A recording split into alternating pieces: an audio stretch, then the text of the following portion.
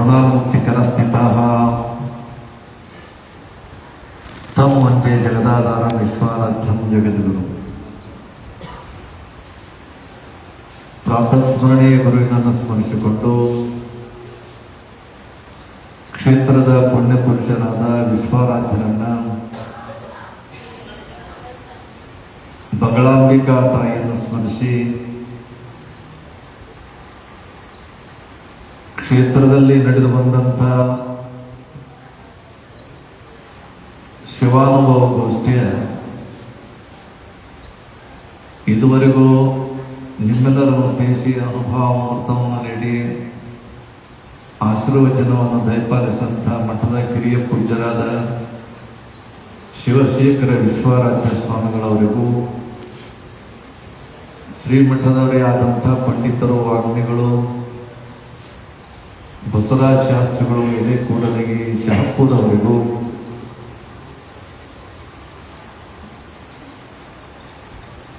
ತಿಂಗಳ ಅಮಾವಾಸ್ಯೆಯ ಭಜನಾ ಸೇವೆಯಲ್ಲಿ ಮಣ್ಣಿತ್ತಿನ ಅಮಾವಾಸ್ಯೆಯ ದಿನದ ಭಜನಾ ಸೇವಾ ಕಾಂಕ್ಷಿಗಳಾಗಿ ಆಗಮಿಸಿದಂಥ ವಿಶ್ವಗಂಗಾ ಭಜನಾ ಸಂಘ ಎಲ್ಲ ಮಿಕ್ಸ್ ಎಲ್ಲ ಮಠದ ಸದಸ್ಯರಿಗೂ, ಪಾಲ್ಗೊಂಡಂಥ ಎಲ್ಲ ಶರಣ ಶರಣಿಯರ ಅಂತರಾತ್ಮದಲ್ಲಿ ವಿರಾಜಮಾನರಾಗಿವರು ನಿಮ್ಮೆಲ್ಲರ ಆರಾಧನೆಯವರಿಗೆ ಶರಣ. ಅರ್ಧರಾತ್ರಿಯಲ್ಲಿ ಎದ್ದು ಹೋದವರೆಲ್ಲ ಗೌತಮ ಬುದ್ಧರಾಗೋರಿನಿಗೆ, ಸನ್ಯಾಸ ಸ್ವೀಕರಿಸಿದವರೆಲ್ಲ ಶಂಕರಾಚಾರ್ಯರಾಗೋರಿನಿಗೆ, ಉಪನಯನವು ನಿರಾಕರಿಸಿದವರೆಲ್ಲ ಬಸವಣ್ಣನವರಾಗೋರಿನಿಯ, ಶಾಸನ ಉಲ್ಲಂಘಿಸಿದವರೆಲ್ಲ ಗಾಂಧೀಜಿಯವರಾಗೋರಿನಿಯ, ಅಧಿಕಾರವನ್ನು ನಿರಾಕರಿಸಿದವರೆಲ್ಲ ಅಥಣೀಯ ಶಿವಿಗಳಾಗೋರಿನಿಯ, ದಿಗಂಬರತ್ವ ಪಡೆದವರೆಲ್ಲ ಸದ್ಗುರು ವಿಶ್ವಾರಾಧ್ಯರಾಗುವ ಸ್ವತಂತ್ರ ಧೀರ ಸಿದ್ದೇಶ್ವರ, ನಿನ್ನೆ ಹೆಸರು ಹೇಳೋವರೆಲ್ಲ ನೀನಾಗೋರಿನಿ. ವಿಶ್ವಾರಾಧ್ಯರು ಮನುಕುಲದ ಉದ್ಧಾರಕರು. ಜಾತಿ, ಮತ, ಪಂಥ, ಪಂಗಡಗಳನ್ನದೇ ಮಾನವ ಸಮಾಜವನ್ನು ಏಕಮುಖವಾಗಿ ಕರೆದುಕೊಂಡು ಹೋದಂಥ ತತ್ವಜ್ಞಾನಿಗಳು. ಜೀವನ ಶಾಶ್ವತವಾದಂಥದ್ದಲ್ಲ, ಆತ್ಮದ ಅನುಭವ ಶಾಶ್ವತ ಅನ್ನುವಂಥ ಉದಾತ್ತ ತತ್ವಕ್ಕೆ ಬಂದು ನಿಂತಂಥವರು ವಿಶ್ವರಾಧ್ಯ. ಈ ಶರೀರ ಕ್ಷಣಿಕ, ಇದರ ಲಾಭ ನಾವು ಪಡ್ಕೋಬೇಕು. ಅನುಭವಿಗಳು ಹೇಳಿದರು, ಹೋಗು ತಿಳಿಯದು ಕಾಯದಂಥ ಇದರ ಲಾಭವ ಪಡೆದ ಯೋಗಿ ಸಮರ್ಥ. ಇದು ಅನುಭವಿಗಳು ಮತ್ತು ನಮ್ಮ ನಿಮ್ಮೆಲ್ಲರಿಗೆ ತಿಳಿದಂತೆ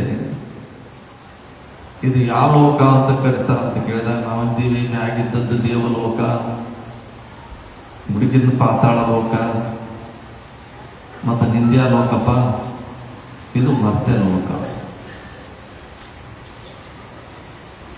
ಮರ್ತ್ಯ ಲೋಕ ಅಂತ ತಿಳ್ಕೊಂಡಂದ್ರ ಅದರಾಗೆ ನಿಮ್ಮನ್ನ ಈ ಲೋಕದ ಹೆಸರು ಹೇಳಿಬಿಟ್ರ. ಮರ್ತ್ಯ ಲೋಕ ಅಂತಂದ್ರ ಸತ್ತವರ ಲೋಕ, ಸಾಯುವವರ ಲೋಕ ಅಂತ ಹೇಳ್ತಾರೆ. ಈ ಲೋಕಕ್ಕೆ ಯಾಕೆ ಬರ್ತಾನೆ ಮನುಷ್ಯ ಅಂದ್ರೆ ಸಾಯ್ಲಕ್ಕೆ ಬರ್ತಾನ. ಯಾಕೆ ಸಾಯ್ತಾನಂದ್ರೆ ಮತ್ತೆ ಬರ್ಲಕ್ಕೆ ಸಾಯ್ತಾನ. ಇಂಥ ಅನುಭವಗಳ ಮಧ್ಯೆ ಇದು ಬರೋದು ಮಾತ್ರವಲ್ಲ, ಬಂದು ಇದರ ಮಹತ್ವವನ್ನು ತಿಳ್ಕೊಂಡು ಮಾನವನಾಗಿ ಹುಟ್ಟಿ ದಾನಿಯಾಗಿ ಜ್ಞಾನಿಯಾಗಿ ಕೊನೆಗೆ ಮೌನಿಯಾಗಿರುವುದೇ ನಿಜವಾದ ಮಾನವ ಲಕ್ಷಣ ಅಂತ ತಿಳಿದುಕೊಳ್ಳುತ್ತಾರೆ. ನಾವೆಲ್ಲ ಹುಟ್ಟು ಬರ್ತೀವಿ ಸಹಜ,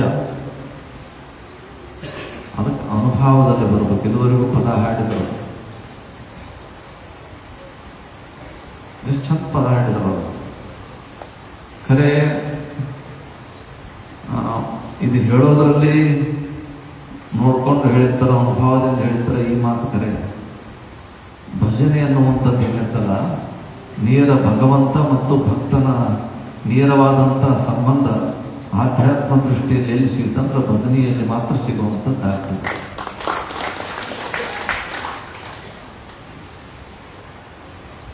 ನಿಜಗುಣ ಶಿವಯೋಗಿಗಳು ಷಟ್ಶಾಸ್ತ್ರಗಳನ್ನು ರಚನೆ ಮಾಡಿ ಪದ್ಯ ಗದ್ಯದಲ್ಲಿ ರಚನೆ ಮಾಡಿ ಲೋಕಕ್ಕೆ ಕೊಡುವಂಥ ಸಂದರ್ಭದಲ್ಲಿ ಅವ ಸುಮ್ಮನೆ ಭಜನಿ ಪದ ಕಟ್ಟಲಿಲ್ಲ. ಆ ಭಜನಿ ಪದದಲ್ಲಿ ಒಂದು ಮಾತು ಬರ್ತದೆ, ಆರು ನಾನೆಂದು ವಿಚಾರಿಸು ವಿಷಮ ಸಂಸಾರದು ಕನಸೆಂದರೆ. ಆರು ನಾನೆಂದು ವಿಚಾರಿಸು ವಿಷಮ ಸಂಸಾರ ಇದು ಕನಸೆಂದರೆ. ಮಾಯಾಮರ್ಥನ ಶಂಭು ಲಿಂಗವನ್ನು ಒದಿಸುವ ಈ ಜೀವನದ ಪರಿ. ನೀ ಯಾರಂತ ತಿಳ್ಕೊಳಪ್ಪ, ತಿಳ್ಕೊಂಡಾಗ ಈ ಮನುಷ್ಯನ ಬದುಕಿಗೆ ಅರ್ಥ ಬರುವಂಥದ್ದಾಗ್ತದೆ. ಅಂಥ ನಿಜಗುಣ ಶಿವಗಳು ಭಜನಿ ಪದ ಬರೆಯೋದಕ್ಕಿಂತ ಪೂರ್ವದಲ್ಲಿ ಅವ್ರು ಹಾಡ್ಯಾರ, ಮತ್ತೊಬ್ಬರು ಹಾಡ್ಯಾರ ಅಂತ ಅವ್ರು ಹಾಡ್ಯಾರ. ಅಲ್ಲಿಂದ ಅಂಜನಪ್ಪ ಹಾಡಿದ, ಎಲ್ಲರೂ ಹಾಡ್ಕೊಂತ ಬಂದರು. ಅದರ ಉಗಮ ಆಗುವಂತ ಸಂದರ್ಭದಲ್ಲಿ ಶಂಭುಲಿಂಗನ ಸಮ್ಮುಖದಲ್ಲಿ ಕುಳಿತು ನಿಜಗುಣರ ಪದ ಬರೀತಿದ್ದರು. ಬರ್ಕೊಂತ ತನ್ನ ಶಂಭುಲಿಂಗಕ್ಕೆ ನೋಡ್ತಿದ್ದ. ಶಂಭುಲಿಂಗ ತಲೆ ಅಳ್ಳಾಡಿಸಿದ್ರೆ ಈ ಪದ ಸರಿಯಾದಂತ ಇಡ್ತಿದ್ದಂತ, ಇಲ್ಲಾಂದ್ರೆ ಮುಡ್ತಿದ್ದಿಲ್ಲ ಅವ. ಅಂದ್ರೆ ಮನುಷ್ಯ ಇದನ್ನ ಚೆಕ್ ಮಾಡ್ತಾನಂತ ತಿಳ್ಕೊಂಡಿಲ್ಲ ಅವ. ಮನುಷ್ಯ ಪರೀಕ್ಷಕ ಆಗ್ತಾನಂತ ತಿಳ್ಕೊಂಡಿಲ್ಲ. ಭಗವಂತನಿಗೆ ನಾನು ರಚನೆ ಮಾಡಿದಂಥದ್ದು, ನಾನು ಕಟ್ಟಿದಂಥದ್ದು, ನಾನು ಭಾವನಾತ್ಮಕವಾಗಿ ಶಕ್ತಿ ತುಂಬಿದಂಥದ್ದು ಶಂಭುಲಿಂಗಕ್ಕೆ ಸಮರ್ಥ ಆಗಬೇಕು, ಶಂಭುಲಿಂಗಕ್ಕೆ ಮುಟ್ಟಬೇಕು. ಅಂಥ ವಿಚಾರದಲ್ಲಿ ಏನಾದರೂ ಕೂಡ ಅರ್ಥ ಇದ್ದರೆ ಅದನ್ನು ಭಜನೆಯಲ್ಲಿ ಮಾತ್ರ ಅಂತ.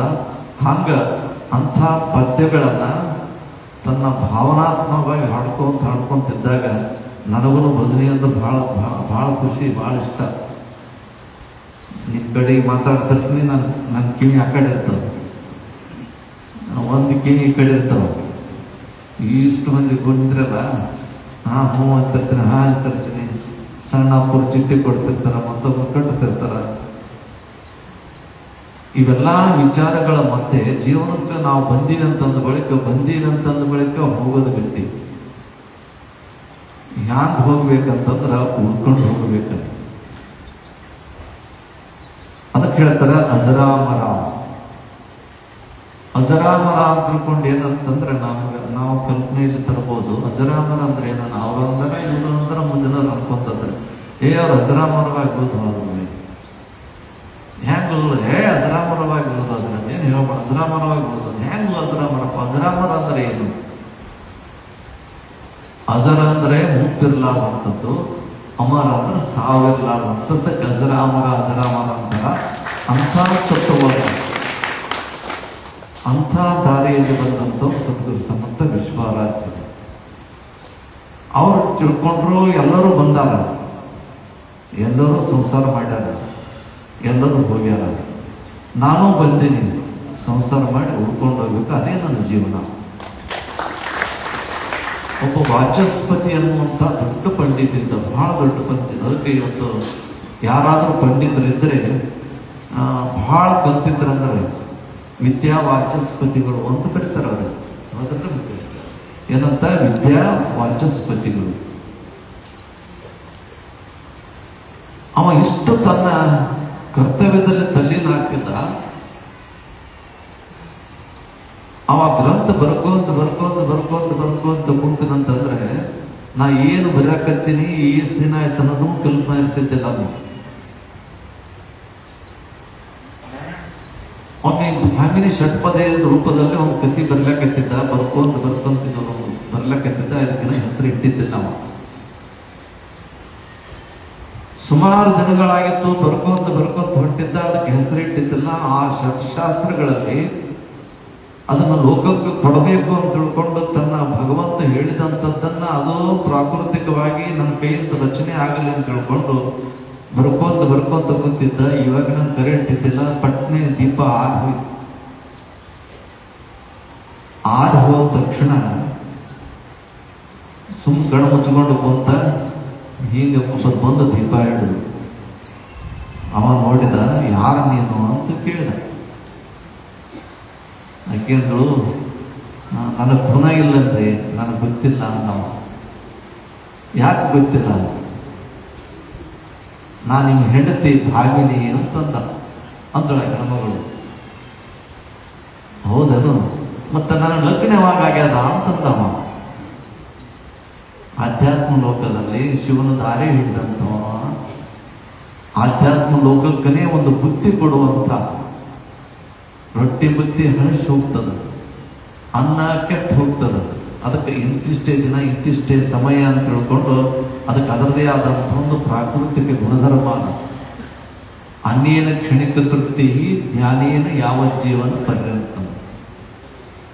ಅನ್ನ ಉಂಟೆವು ಅಂತ ತಿಳ್ಕೊಂಡಂದ್ರೆ 1 ತಾಸು 2 ತಾಸು 1 ದಿವಸ ಹೊಟ್ಟೆಗಿರ್ಬೋದು.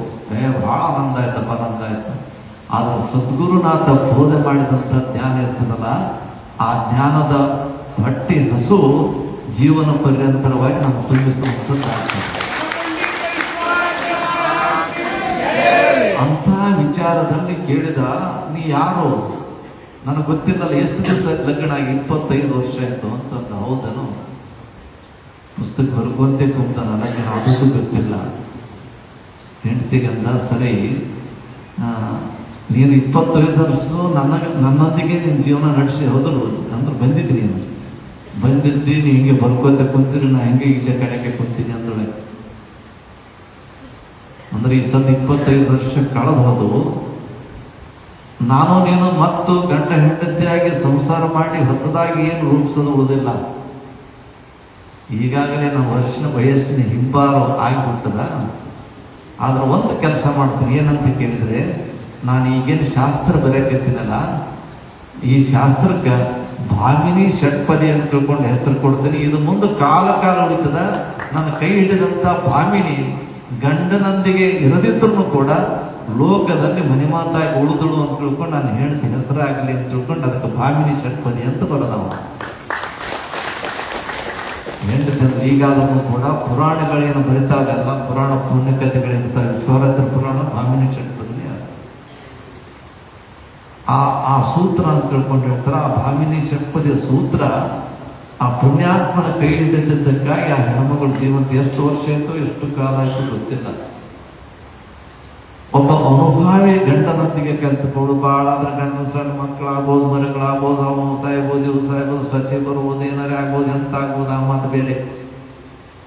ಒಬ್ಬ ಅನುಭಾವಿ ಗಂಡನೊಂದಿಗೆ ಬೆರೆತು ತನ್ನನ್ನು ತಾನು ಸಮರ್ಪಣೆ ಮಾಡಿಕೊಂಡಾಗ ಆ ಗಂಡ ಹೇಳಿದ, ಲೋಕ ಇರುವವರೆಗೂ ಕೂಡ ನಿನ್ನ ಹೆಸರು ನನಗಿಂತ ಮೊದಲಿದೆ. ವಾಚಸ್ಪತಿ ಅನ್ನೋಂಥದ್ದು ಭಾಳ ಮಂದಿ ಗೊತ್ತಿಲ್ಲ. ಆದ್ರೆ ಭಾಮಿನಿ ಷಟ್ಪದಿ ಅನ್ನುವಂಥದ್ದು ನಮ್ಮ ಪುರಾಣ ಹೇಳುವಂಥ ಶಾಸ್ತ್ರ ಮುಖ್ಯರು ಎಲ್ಲರಿಗೂ ಗೊತ್ತದ. ಭಾಮಿನಿ ಷಟ್ಪದಿ. ಹಾಗೆ ಜೀವನದಲ್ಲಿ ನಾವು ಹಾಗಿರ್ಬೇಕಂದ್ರೆ ಏನಾದರೂ ಸಾಧಿಸಿಕೊಂಡು ಹೋಗ್ಬೇಕಂದಾಗ ಗಂಡ ಹೆಂಡತಿಯಲ್ಲಿ ಸಮರಸ ಭಾವ ಬರುವಂಥದ್ದು ಆಗ್ತದೆ. ಬರೀ ಅದೇ ಚಿಂತೆ ಒಬ್ರಿಗೊಬ್ಬರು ಅದು ಹೇಳಿ ಇದು ಹೇಳು ಹಾಗೆ ಮಾಡಿ ಹೆಂಡತಿ ಗಂಡ ರಂಸಿ ಹೆಂಡತಿ ರಂಸಿದ್ರೆ ಸಂಸಾರ ಆಗೋದಿಲ್ಲ. ಬಹಳ ಪ್ರೀತಿ, ಇಬ್ಬರು ಗಂಡ ಹೆಂಡತಿಗೆ ಬಹಳ ಪ್ರೀತಿಯಿಂದ ಒಬ್ಬ ಮಗಳಿದ್ದು, ಬಹಳ ಪ್ರೀತಿನಿಂದ. ಏನೋ ಯಾವ ಕಾಲಕ್ಕೆ ಆ ಮಗಳು ಯಾವುದೋ ಅಕಾಲ ನೃತ್ಯ ಅಂದರೆ ರೋಗ ಬಂದು ಸತ್ತು ಹೋದಳು.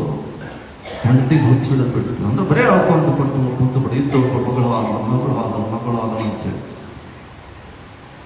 ಬ್ಯಾಸರಾಗಿ ಸುಮ್ಮನೆ ತಿರುಗಾಡ್ಕೊಂತ ಹೋಗಿ ಬರ್ತಿದ್ದ. ಒಬ್ಬ ಸ್ವಾಮಿ ಮುತ್ತೆ ತಿರುಗಾಡ್ಕೊಂತ ಬಂದ. ಅವ ಎಲ್ಲ ಮನೆ ಆ ಕಡೆ ತಿರುಗಾಡಿ ಯಾರ ಮನೆಯಾಗ ಏನೋ ನೀಡಿದ್ದಿಲ್ಲ. ಅವತ್ತು ಏನೋ ಅವನ ಟೈಮ್ ಸರಿ ಇದ್ದಿದ್ದೇನೋ ಗೊತ್ತಿಲ್ಲ. ಇಲ್ಲಿ ಬಂದು ಯಾವಾಗ ಸ್ವಲ್ಪ ಏನಾದ್ರೂ ಮನೆಯಾಗ ನೀವು ರೊಟ್ಟಿ ಅದನ್ನು ನೀಡ್ರಿ ಅಂತಂದು ಅವ ಹೊರಗೆ ಹೋಗಿದ್ದಾಗಂತ ಹೆಣ್ಮಗಳು ಹುಡ್ಕೋತ ಬಂದಿದ್ದು. ಶೆಟ್ಟು ಬಂತು, ಎಲ್ಲಿಂದ ಬಂದೋ ಮಾರಾಯ ನಮ್ಮ ಮನೆಗೆ, ನನಗೆ ನನ್ನ ದುಃಖ ಮಸ್ತಾ ಇದೆ ಅಂತ ಅಂದ್ಕೊಂಡು ಅಂದಾಗ ಅವ ಅಂದ, ಅವನಿಗೆ ಸಿಟ್ಟು ಬಂದಿದ್ದು. ಎಲ್ಲಿಂದ ಬಂದೀನಿ? ನಾ ಸುಡುಗಾಡದಿಂದ ಬಂದೀನಿ ಕೇಳ್ತಾವ. ಇದಕ್ಕೆ ಅದೇ ಗೊತ್ತಿರ್ತಾರ. ನಾ ಸುಡುಗಾಡದಿಂದ ಬಂದು ಭಾಳ ಒಳ ಬಾ ಅಂತ ಕರೆದು ಇವಂದ ಸುಡುಗಾಡದಿಂದ ಬಂದಿದೆ ಅಂತಂದ್ರೆ ಹೊರಗೆ ದಬ್ತಾಳನ ಏನಾರ ಅಂತಾಳನ ಬೇಗ ಒಂದು ರೊಟ್ಟು ವಿತರಣೆ ಮಾಡಿದ್ದೆವು. ಒಳಗೆ ಕರಿತಾಳಂದ್ರೆ ಏನಾರ ಮಜಾ ಇರ್ಬೇಕಂತ ಹೇಳಿ ಯಪ್ಪ ಸುಡುಗಾಡದಿಂದ ಬಂದು ಸುಡುಗಾಡದಿಂದ ನನ್ನ ಮಗಳ ಆರಾಮ ಮಾಡ್ರಿ ಅಂತ ಕೇಳಿದ್ವಿ. ಸ್ವಾಮಿ ಮಾತು ಎಷ್ಟು ಚೆನ್ನಾಗತ್ತೆ ಮತ್ತೆ ನಾವು ಅದಕ್ಕಂತಾರ ಮುದ್ದೋರಂದ್ರೆ ಐಗೋಳಂದ್ರೆ ಸಾಮಾನ್ಯ ಇರಂಗಿಲ್ಲ. ಮತ್ತು ಯಾರಾದ್ರೂ ಬಸವರಾಜ ಶಾಸ್ತ್ರಿ ಮುದ್ದನಂತರ ಐಗೋಳಿದ್ರೆ ತಿಳ್ಕೊಂಡ್ರಿ ಅವ್ರು ಅಂತಿರ್ತಾರ ಶತಮರ್ಕಟ ಹೇಯ ಏಕ ಜಂಗಮ ಅಂತಂತಾರ. ಅಂದ್ರೆ 100 ಕೋತಿ ಕೊಂದು ಒಬ್ಬ 500 ತಯಾರು ಮಾಡಿದ್ರಂತ ಅಂತಾರ. ಅದ ಮಾತ ಹಂಗಲ್ಲ. ಆದಿ ಕಾಲದಲ್ಲಿ ಮರ್ಕಟ್ ಅಂದ್ರೆ ದೊಡ್ಡ ಒಂದು ರತ್ನ ಇತ್ತಂತ. ಆ ಶತಮರ್ಕಟ ಹೇಯ ಅಂದ್ರೆ ಖರ್ಚು ಮಾಡಿ 100 ಮರ್ಕಟ್ಗಳು ಖರ್ಚು ಮಾಡಿ ಎಷ್ಟು ಬೆಲೆ ಬರ್ತದ ಅಷ್ಟು ಬೆಲೆ ಕೂಡಿಸಿದ್ರು ಒಬ್ಬ ಸಮರ್ಥ ಜಂಗಮ ಸಿಗಂಗಿಲ್ಲ ಅಂತ ಅದು ಶಾಸ್ತ್ರ ಹೇಳುವಂಥದ್ದಾಗ್ತದೆ. ಈಗಿನ ಮಂದಿ ಶಿಕ್ಷಕರು ಐಗಳು ಸ್ವಲ್ಪ ಮಂದಿ ಹತ್ರ ಕೋತೇನಾರ ಬಾಲೆ ಅಂತ ಕರಿತಿರ್ತಾರೆ. ಅದಲ್ಲ, ಅಂಥ ವಿಚಾರದಲ್ಲಿ ಜಂಗಮ ಸ್ಥಳ ಅಂದ್ರೆ ಬಹಳ ದೊಡ್ಡ ಸ್ಥಳ. ಗುರು ಲಿಂಗ ಜಂಗಮ ಅಂತ ತಿಳ್ಕೊಂಡು ಬಂದಂಥದ್ದು. ಏಕೋ ದೇವ ತ್ರಯೋಭಾಗ ಗುರು ಲಿಂಗಂತೂ ಜಂಗಮ. ಒಂದು ದೇವರು 3 ಭಾಗ ಆಗಿ ಬಂದಂತ, ಒಂದು ಗುರು, ಒಂದು ಲಿಂಗ, ಒಂದು ಜಂಗಮ. ಗುರು ಲಿಂಗ ಜಂಗಮ ಆಗಿ ಬಂದಂತ ಗುರುವಾಗಿ ತಿರುಗಾಡ್ತಾನೆ ಲೋಕದಲ್ಲಿ, ಜಂಗಮ ಆಗಿ ತಿರುಗಾಡ್ತಾನೆ ಲೋಕದಲ್ಲಿ. ಲಿಂಗ ತನ್ನದೇ ಆದಂತಹ ಒಂದು ವೈವಿಧ್ಯಮಯದಲ್ಲಿ ಇಬ್ಬರೊಂದಿಗೆ ಪೂಜೆಗೊಳ್ಕೊಂತ ಭಕ್ತರೊಂದಿಗೆ ಪೂಜೆ ಮಾಡ್ಕೊಂತಿರ್ತದ.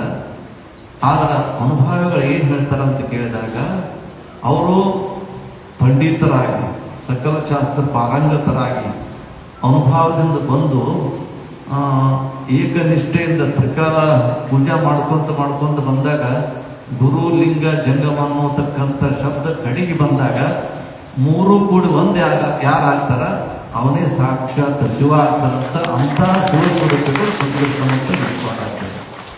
ಗುರು ಲಿಂಗ ಜಂಗಮ ಕಡೆಕಾಗ್ತಾರ. ಮತ್ತೆ ಕೂಡ್ಬೇಕಾದ್ರ ಅದು ಶ್ಲೋಕದಲ್ಲಿ ಬಹಳ ಪ್ರಯತ್ನ ಬೇಕಂತ. ಅಂತ ಪ್ರಯತ್ನ ಮಾಡಿ ಮತ್ತೆ ಗುರು ಆದವರವರೇ, ಲಿಂಗ ಆದವರವರೇ, ಶಿವ ಆದವರು ಯಾರಂದ್ರೆ ಸಂತೋಷ ಅಂತ ನಿಂತ್ಕೊಂಡಾಗ್ತದೆ. ಅವ ಕೇಳಿದಂತ ಬಹಳ ಇದ್ರಾಗ ಏನೋ ಇದ್ದಂಗ ಅದ. ನಾನು ಯಾಕೆ ಟೈಮ್ ಹೊಟ್ಟಿಗೆ ಗಾಡಿ ಹೊಡ್ಯಾದ ಅಂತ ತಿಳ್ಕೊಂಡು ಹೋಗಿದ್ನವ ಚಲೋ ಅದ. ನಿನ್ನ ಮಗಳು ಏನಂದಳ ಅಂತಂದ್ರ ಭಾಳ ದಿನ ಆಯ್ತಂತ ಬಾಯಿ ಕೆಟ್ಟಂಗ ಆಗ್ಯದಂತ. ಅದಕ್ಕೆ ನಮ್ಮ ಮಗು ಏನಾರ ಅಡಿಗೆ ಮಾಡಿ ಕೊಟ್ರು ತಗೊಂಬ ಅಂತ ಹೇಳ. ಮತ್ತು ಉಡ್ಲಕ್ಕೆ ಬಟ್ಟೆನಿಲ್ಲ, ಬಟ್ಟೆಗೆ ತಿಂದು ತಗೊಂಬ ಅಂತ ಹೇಳ. ಆಯ್ತಂತಂದ ಅಂದಳು. ನಿಂದ್ರಪ್ಪ ಕುಂದ್ರಂತ ಇದು ಗಂಡ ಇಲ್ಲೇ ಹೋಗಿತ್ತು. ಆಕೆ ಅದು ಇದು ಬೆರಗಡಪ್ಪ ಸ್ವಾಮಿ ಏನೋ ದೂರ ಇದ್ದಂಗದಪ್ಪ. ನಾವು ಅಡಿಗೆ ಪಡಿಗೆ ಮಾಡಿ ಒಟ್ಟು ಒಂದು ದೊಡ್ಡ ಟಿಫನ್ ಬಾಕ್ಸ್ ಕಟ್ಟಿ ಬಟ್ಟೆ ಬಟ್ಟೆ ಇಲ್ಲೇ ಹೋಗ್ಬೇಕು. ನನಗೆ ನಂತರ ಇದು ಆರಾಮಾಳೆ ಬೇಕಾದಂಗೆ ಆರಾಮಾಳ. ಬಟ್ಟೆ ಇಲ್ಲ ಅಂತಂದಳ. ಅದಕ್ಕೆ ಬಟ್ಟೆ ಬರೀ ಮತ್ತು ಬಂಗಾರ ಸಮಯ ಎಲ್ಲ ಸವಿಪ್ಪ ಹಾಕಿನ ಬಿಟ್ಟು ನಾ ಏನಾಗ ತಗೊಂಡು ತಿಳ್ಕೊಂಡು ಕಟ್ಟಿ ಕೊಟ್ಟಳು. ಹೊಟ್ಟೆ ಹೊತ್ಕೊಂಡು ಸ್ವಾಮಿ ಓಡಕತ್ತ. ಮುಂಚೆ ಓಡ್ದ ಗಂಟ ಬಂದ ಕೂತಿದ್ದು ಜನ ಹೊಡ್ಕೊಂಡು ಕುಂದ್ರೆ ಇವತ್ತು ಯಾಕೆ ನಕ್ಕೊಂಡು ಕೂತದ ನಮ್ಮ ಆಸಾಮಿ ಅಂತ. ನಾವು ಯಾಕೆ ನಕ್ಕೊಂಡು ಕೂತದ ಇರಲಿ ಅಂತ ತಿಳ್ಕೊಂಡು ಬಂದು ಯಾಕೆ ಅಂತ ಕೇಳಿದ. ಯಾಕೂ ಇಲ್ಲ, ಒಬ್ಬ ಜಂಗಮ ಮುಖ್ಯ ಬಂದಿದ್ದ. ಅವನಿಗೆ ಕೇಳಿದ ಏನಾರ ಎಲ್ಲಿ ಹೋಗಿದ್ದೆಪ್ಪ ಅಂತ ಕೇಳಿದೆ. ಏನೂ ಇಲ್ಲ, ನಾನು ಕಿಂತಲ್ಲಿಂದ ಬಂದೀನಿ ಅಂತ ಸುಡುಗಾಡಕ್ಕೆ. ಮತ್ತು ನಮ್ಮ ಮಗಳು ಸುಡುಗಾಡದಾಗ ಇಟ್ಟು ಬಂದೀವಲ್ಲ ಅದಕ್ಕೆ ಹಾಳ ಅಂತಂದ್ರೆ ಆಕೆಗೆ ಭೇಟಿಯಾಗಿತ್ತಂತ. ಭರವತ್ನಾಗ ಇಂತಿಂತ ತೊಂಬ ಅಂತ ಅದಕ್ಕೆ ಕೊಟ್ಟಿನಿ. ಅದಕ್ಕೆ ಮಗಳಿಗೆ ನಮ್ಗೆ ಮತ್ತೆ ಸಂಬಂಧ ಕೂಡಿದಂಗೆ ಆಯ್ತು. ಅದಕ್ಕೆ ನಾನು ಖುಷಿಯಾಗೀನಿ ಅಂತ ಅಂದೊಳಂತಕ್ಕೆ. ಅಂದ ಯಾರ ಮಗ ಏನಾದ್ರು ಬಂದು ಮಾಡಲ್ಲ ಬಸ್ತಾನೆ ಅಂತ ತಿಳ್ಕೊಂಡೆ. ಇನ್ನೇಂದ್ರ ಅಂತಂದು ಕುದುರೆ ಇತ್ತು ನನ್ನ ಮನೆ. ಕುದುರೆ ಇತ್ತು. ಎಕಡೆ ಹೋದ ಬರೋ ನಾನು ಅಡಿಗೆ ಹಾಕೋದು ಜಲ್ದಿ ಮುಟ್ಸಂತಂದೆ. ಏನು ಅರ್ಜೆಂಟ್ ಹೋಗ್ತೇನೆ ಅಂತ ತಿಳ್ಕೊಂಡು ಸ್ವಾಮಿ ಮತ್ತೆ ಹೊಡ್ಕೋತ ಹಾದ ಅಂತಂದ. ಇನ್ನು ಚಿಟ್ಟ ಬಂತ ಮಗ ಬಸ್ತ ಏನಾದ್ರು ಬಸ್ತಾನೆ ಮಾಡ್ಯಾನಪ್ಪ ಅಂತ ಕುದುರೆ ತೊಗೊಂಡು ಓಡ್ ಹಾದ. ಸ್ವಾಮಿ ಮತ್ತೆ ಹಿಡ್ದು ಬರ್ತದ. ದೂರ ಹೋಗಟ್ಟಿ ಒಂದು ಹೊರಗೆ ಕಬ್ಬಿನ ಹೊಲ ಇತ್ತು. ಸ್ವಾಮಿ ಇನ್ನೇನು ಬಿಡಂಗೆ ಕಾಣಲ್ಲ, ಇವಾಗ ಕುದುರಿತವನ್ನ ಬಂದಾನ ಅಂತ ತಿಳ್ಕೊಂಡು ಕಬ್ಬಿನ ಗದ್ದೆ ಹೊಕ್ಕಂಡ ನಂತರ ಇವನು ಕಬ್ಬು ಕುದುರೆ ಮ್ಯಾಗ ಕುಂತು ಬಂದ. ಆ ಕಬ್ಬಿನ ಗದ್ದೆ ಹೊಕ್ಕೊಂಡು ನೋಡಿದ, ಅಲ್ಲೇ ಹೇಳುದು ಅವ್ನಿಗೆ ಹಿಡಿಬೇಕಂತ ತಿಳ್ಕೊಂಡು ಕುದುರೆ ಕಬ್ಬಿನಾಗ ಹೋಗಂಗಿಲ್ಲ. ಅದಕ್ಕೆ ಏನು ಮಾಡಿದ, 4 ಕಬ್ಬು ಕೂಡಿಸಿ ಗಂಟಾಕಿ ಕುದುರೆಯಲ್ಲಿ ಕಟ್ಟಿ ಆ ಸ್ವಾಮಿ ಬಂದು ಹತ್ತಿದ. ಅವ ಸ್ವಾಮಿ ಮಗ ಹೆಚ್ಚಿಗಾದಾಗ ಎಲ್ಲರೂ ಬಿದ್ದೆ ಅವನಿಗೆ. ಆಯ್ತು, ಅವ ಹಿಂಗೆ ಬರೋದ್ರಾಗ ಹೀಗೆ ಬಂದು ಕುದುರೆ ಮ್ಯಾಗ ಕುಂತು ತೊಗೊಂಡಾದ. ಕುದುರೆ ಹುಟ್ಟಿ ಕೆಲಸ ತೊಗೊಂಡಾದ. ಇದು ಕುದುರೆ ಮುಂದೆ ಕಾರಣ ಹಾರಾಡೋದು ಏನಾಗಬೇಕು.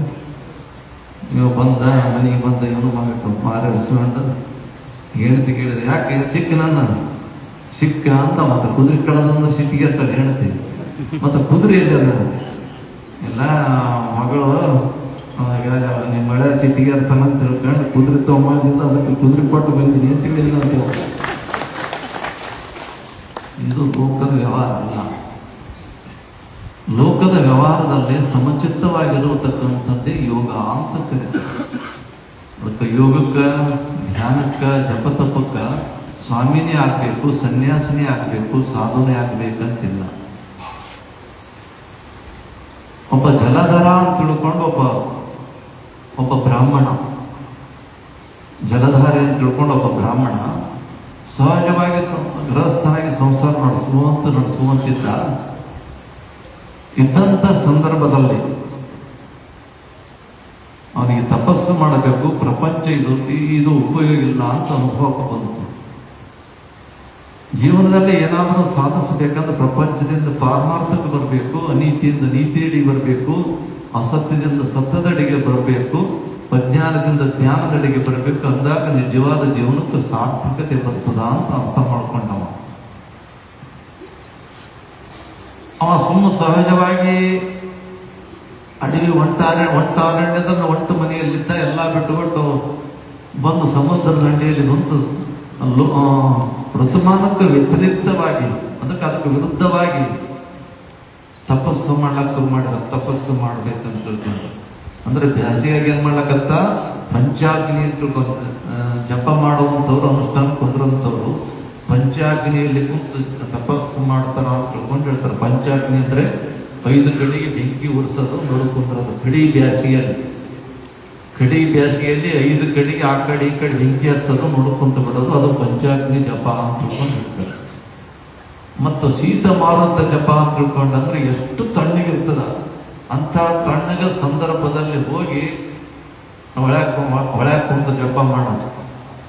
ಅವೆಲ್ಲ ಮಾಡಿದ ಅವಂದ ಇವೆರಡಕ್ಕಿಂತಲೂ ಇನ್ನೂ ಮುಂದರಿಬೇಕಂತ ತಿಳ್ಕೊಂಡು ಊಟ ಬಿಟ್ಟ, ನೀರು ಬಿಟ್ಟ, ಒಂಟುಗಾಲಿನ ಮೇಲೆ ನಿಂತು ತಪಸ್ಸು ಮಾಡಕತ್ತ.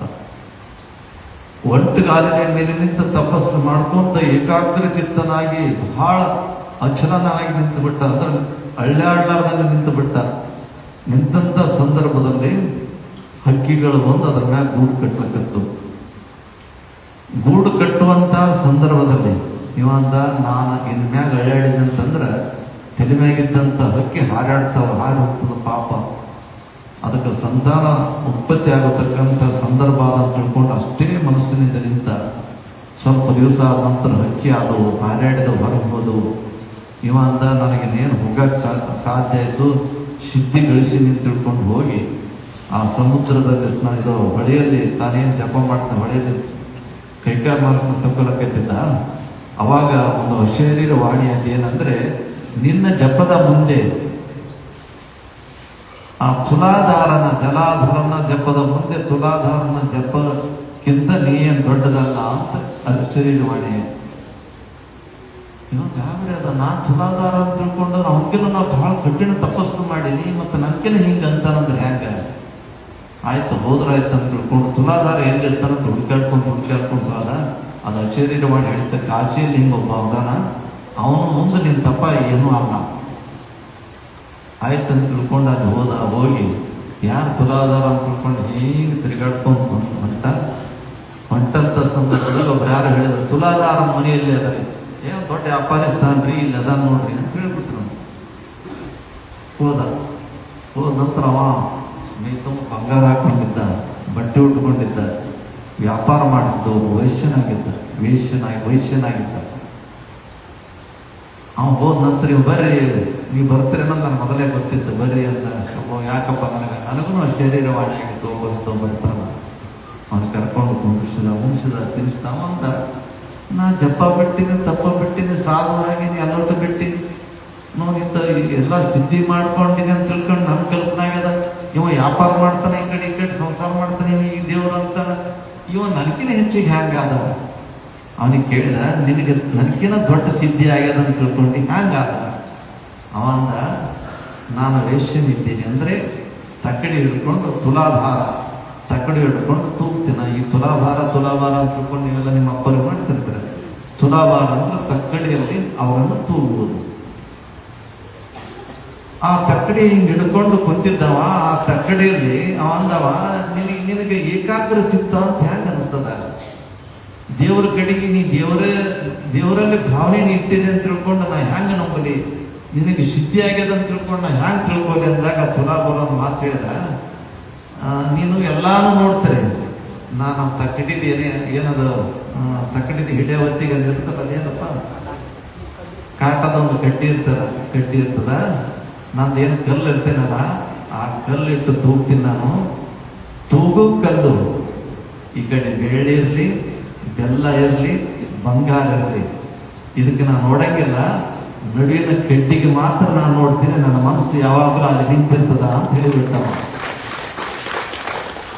ನನ್ನ ಕಲ್ಲಿನ ತೂಕ ಇದು ಬಂಗಾರ ಇರಲಿ, ಬೆಳ್ಳಿ ಇರಲಿ, ಬೆಲ್ಲ ಇರಲಿ, ಏನೇ ಇರಲಿ, ಅದಕ್ಕೆ ಏನೂ ಇಲ್ಲ. ನಾ ಎದಕ್ಕೆ ಬೆಲೆ ಕೊಡ್ತೀನಿ ಅಂತಂದಾಗ, ಈ ಏಕಾಗ್ರ ಚಿತ್ತದಿಂದ ಏನು ಕಡ್ಡಿಗೆ ಬಂಗಾರ ಕೊಟ್ಟು ನಾನು ಇದು ಕೊಡ್ತೀನಿ ಅಂದಾಗ ಅವ ಅಂತ, ಹೌದಪ್ಪ, ಲೋಕದಲ್ಲಿ ಕಾಣತಕ್ಕಂಥ ಎಲ್ಲ ವ್ಯವಸ್ಥೆಗಳು ಇರ್ತಾರೆ, ಹೆಣ್ಣು ಮಣ್ಣು ಏನಿದ್ರು ಕೂಡ ನೀ ಯಾವುದು ನನ್ನದಂತ ತಿಳ್ಕೊಂಡಿದ್ದಿಲ್ಲ. ಅದಕ್ಕಾಗಿ ಹೇಳ್ತಾರೆ ನಮ್ಮ ಭಾಯಗಳು, ಹೇಮ ನಿನ್ನದಲ್ಲ, ಭೂಮಿ ನಿನ್ನದಲ್ಲ, ಕಾಮಿನಿ ಕಾಂಚನ ನಿನ್ನವಳಲ್ಲ, ನಿನ್ನದೆಂಬುದು ಜ್ಞಾನರತ್ನ.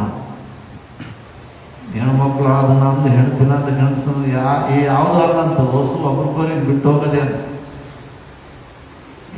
ಯಾವುದು ನಿಂದಲ್ಲ ಅಂತ,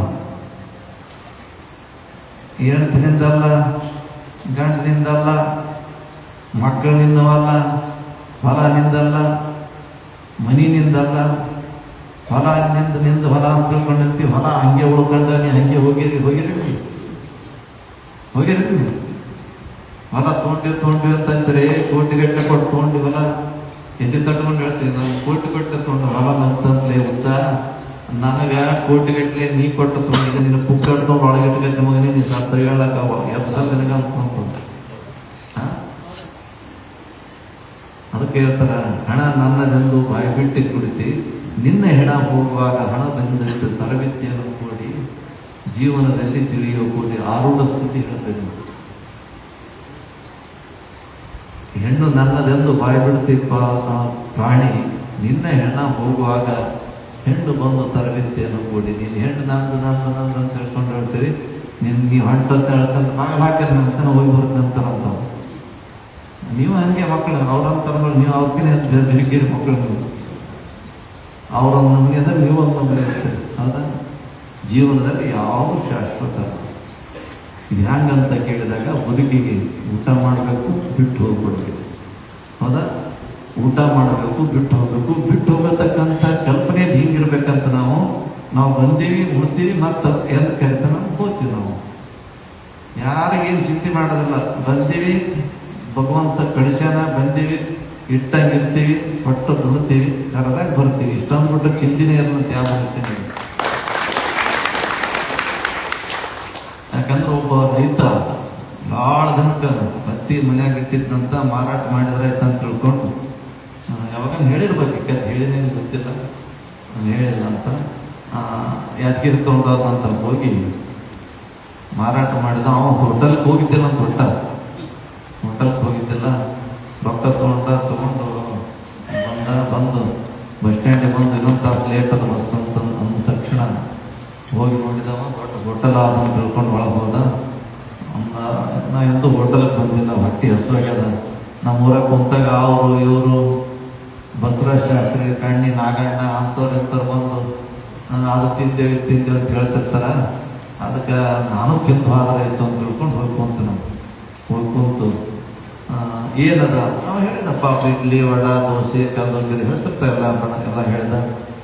ಹ್ಯಾಂಗ ಪ್ಲೇಟ್ ಅಂತ ಕೇಳಿದ. ಅವಂಗ 20 ರೂಪಾಯಿಗೆ ಈ ಪ್ಲೇಟ್, 60 ರೂಪಾಯಿಗೆ ಈ ಪ್ಲೇಟ್, 3 ರೂಪಾಯಿಗೆ ಇದು ಪ್ಲೇಟ್ ಎಲ್ಲಷ್ಟು ಹೇಳಿದ. ಸರಿ ಅಂತ ತೊಗೊಂಬರಿ ಅಂತ ತಂದರು. ಆರಾಮ್ ಚಂದ ತಿಂದು ಅವ ಬಿಲ್ ತರ್ಲಾಕ್ ಹೋಗಿ ಬರೋದ್ರೊಳಗೆ ಇವ ಏನು ಮಾಡಿದ ಅಂತ ನಿಂತ. ಅವ ಹೋಟೆಲ್ನ ಬಿಲ್ ತಂದು ನೋಡಿದ. ಅವ್ನು ಸಾಮಾನ್ಯ ಇದ್ದಿದ್ದಿಲ್ಲ. ಸಾಮಾನ್ಯ ಅಂದ್ರೆ ಗಂಗಾಳ ಪ್ಲೇಟ್ ಇಟ್ಟಿರ್ತಾನ. ಬಿಲ್ ತಗೊಂಡು ಹೊಂಟ ಮುಂದೆ ಆ ಚೀಲ ಮಳೆಯಾಡ್ಸೋದು ಹೊಂಟ ಮುಸುಂದು. ಮರ ಎಲ್ಲಿ ಹೊಂಟಪ್ಪ? ಎಲ್ಲಿ ಹೊಂಟೆ? ನಮ್ಮೂರಿಗೆ ನಾವು ಹೋಗ್ತೀವಿ ಅಲ್ಲ. ಊರಿಗೆ ಹೊಂಟಿರ್ತಾರೆ. ನಮ್ಮ ಪ್ಲೇಟ್ ಎಲ್ಲವ? ಪ್ಲೇಟ್ ನಮ್ಮ ಚೀಲ್ದಾಗವ ಅಂತ ಅವ. ಪ್ಲೇಟ್ ನಿನ್ ಚೀಲ್ದಾಗವ ಅಲ್ಲಪ್ಪ. ಪ್ಲೇಟ್ ಹೊಟ್ಟೆದ್ದು ಅಲ್ಲೋ. ನಾ ಬಂದು ನಿನಗೇನು ಕೇಳಿದೆ? ಒಂದು ಪ್ಲೇಟ್ ಇಡ್ಲಿ ಕೇಳಿದೆ, ನೀವು ಒಂದು ಪ್ಲೇಟ್ ಇಡ್ಲಿ ಕೊಡ್ತೀನಿ. ಒಂದು ಪ್ಲೇಟ್ ದೋಸೆ ಕೇಳಿದೆ, ಒಂದು ಪ್ಲೇಟ್ ದೋಸೆ ಕೊಟ್ಟು. ಜಾಮೂನ್ ಕೇಳಿದೆ, ಜಾಮೂನ್ ಕೊಡ್ತೀನಿ. ಕೊಟ್ಟು ನೀ ಕೊಟ್ಟಿದ ಕರೆ ನಾ ತಿಂದದ ಕರೆ ಮತ್ತೆ ರೊಕ್ಕ ಕೊಡ್ತೀನಿ. ಬಿಲ್ 20 ರೂಪಾಯಿ ಬಂದ್ರೆ ರೊಕ್ಕ ಕೊಟ್ಟು ಕೊಡ್ತೀನಿ ನಾನು. ಅವ್ವ ಅನ್ನಂತ ಯಪ್ಪ ಹಿಂಗಲ್ಲೋತಮ್ಮ. ಇದ್ರ ಪದ್ಧತಿ ಏನದ? ನಿಮ್ಮಂತ 4 ಮಂದಿ ಬಂದ್ರೆ ದಿನ ಬಾಂಡೆ ಖರೀದಿ ಮಾಡ್ಬೇಕಾಗ್ತದಪ್ಪ. ಇದೇನು ಪದ್ಧತಿ ಅಂದ್ರೆ, ಒಂದು ಪ್ಲೇಟ್ ಇಡ್ಲಿ ಅಂದ್ರೆ ಪ್ಲೇಟ್ನಲ್ಲಿ ಇಡ್ಲಿ ತಿನ್ಬೇಕು, ಪ್ಲೇಟ್ ಇಲ್ಲೇ ಬಿಟ್ಟು ಹೋಗ್ಬೇಕು. ಹೌದಾ? ಒಂದು ಪ್ಲೇಟ್ ದೋಸೆ ಅಂದ್ರೆ ಪ್ಲೇಟ್ನಲ್ಲಿ ದೋಸೆ ತಿನ್ಬೇಕು, ಪ್ಲೇಟ್ ಇಲ್ಲೇ ಬಿಟ್ಟು ಹೋಗ್ಬೇಕು. ಹುಚ್ಚ ಇಲ್ಲೇನು ಇರ್ತಾವಲ್ಲ ಪ್ಲೇಟಿಗೆ ಅಂದ್ರೆ ಪ್ಲೇಟ್ನಲ್ಲಿರುವಂತಹ ಪದಾರ್ಥ ತಗೋಬೇಕಷ್ಟೇ. ಆ ಪದಾರ್ಥದ ಪೂರಕವಾದಂಥ ಅದರ ಮೂರು ವಯದು ಆಗಂಗಿಲ್ಲಪ್ಪ.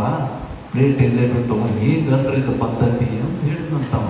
ಹೇಳುವಂಥ ತಾತ್ಪರ್ಯ ಏನಂತ ಕೇಳಿದಾಗ, ಯಾವುದೂ ನಿನ್ನದಲ್ಲ, ನಿನ್ನದೆಂಬುದು ಜ್ಞಾನರತ್ನ. ಪ್ರಪಂಚ ನಿನ್ನದಲ್ಲಪ್ಪ. ಪ್ರಪಂಚದಿಂದ ನಿನ್ನ ವಿಮುಕ್ತನಾಗಬೇಕಾದ್ರೆ, ದೂರ ಆಗಬೇಕಾದ್ರೆ ಸದ್ಗುರುನಾಥನಲ್ಲಿ ಹೋಗ್ಬೇಕಾಗ್ತದ. ಅವೆರಡೂ ಕೂಡ ಶಾಶ್ವತವಾದಂಥ ಬದುಕಿಗೆ ನೀನು ಹೊಂದಬೇಕಾದಾಗ ಅದು ವಿಶ್ವಾರಾಧ್ಯರ ಕೃಪಾ ನಿನಗಾಗುವಂಥದ್ದಾಗ್ತದ.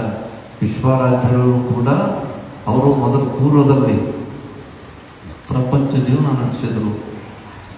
ಭಾಳ ಅವ್ರು ದೊಡ್ಡ ಕುದುರೆ ಇರ್ತಂತ, ವಿಶ್ವರಾಜ್ ಇರ್ತಂತ ಕುದುರೆ. ಕುದುರೆ ಮೇಲೆ ಕೊಂದು ಹೊಂಟನಂದ್ರೆ ರಾಜಕಾರಣ ಕಾಣ್ತಿದ್ ನಾವು. ವಿಶ್ವರಾಜ್ ಇರ್ತದೆ. ವೈರಾಗಿ ಯಾರಿಗೆ ಬಂತಂದ್ರೆ ಇದ್ದವರಿಗೆ ವೈರಾಗಿ ಬರ್ಬೇಕಂತ, ಎಲ್ಲರಿಗೂ ವೈರಾಗಿ ಬರೋದು ದೊಡ್ಡ ಮತ್ತಲ್ಲ. ಅದಕ್ಕೆ ಹೇಳಿದಂತಮ್ಮವ, ಹಾಲು ಬಾನವನಲ್ಲೇ ತುಪ್ಪು ಸಕ್ಕರೆ ಒಲ್ಲೆ. ಹಾಲು ಒಣಂಗಿಲ್ಲ, ಅನ್ನ ಒಣಂಗಿಲ್ಲ, ಬೆಲ್ಲ ಒಣಂಗಿಲ್ಲ, ತುಪ್ಪ ಒಣಂಗಿಲ್ಲ, ಸಕ್ಕರೆ ಒಣಂಗಿಲ್ಲ ಅಂತ. ಹುಡುಗಿ ಸಕ್ಕರೆ ಒಣಗಿಲ್ಲ ಅಂದ್ರೆ ಶುಗರ್ ಆಗಿದೆ ತಿಳ್ಕೊಂತಾರೆ. ಮಾತು ಬೇರೆ. ಆಗಿನ ಕಾಲಕ್ಕೆ ಹಾಲು ಗಾನವನಲ್ಲೇ, ಬೆಲ್ಲ ತುಪ್ಪವನಲ್ಲೇ, ಸಕ್ಕರೆ ಒಳ್ಳೆ. ಯಾಕೆ ಒಲ್ಲೆ ಅಂತ ಅವ ಕೇಳಿದ. ಅವನಂತ ಅವು ಯಾವ ನಂಬಲ್ಲಿಲ್ಲ, ಅದಕ್ಕೆ ನಾವು ಅಲ್ಲೇ ಅಂತ ಹೇಳಿದಂತವ.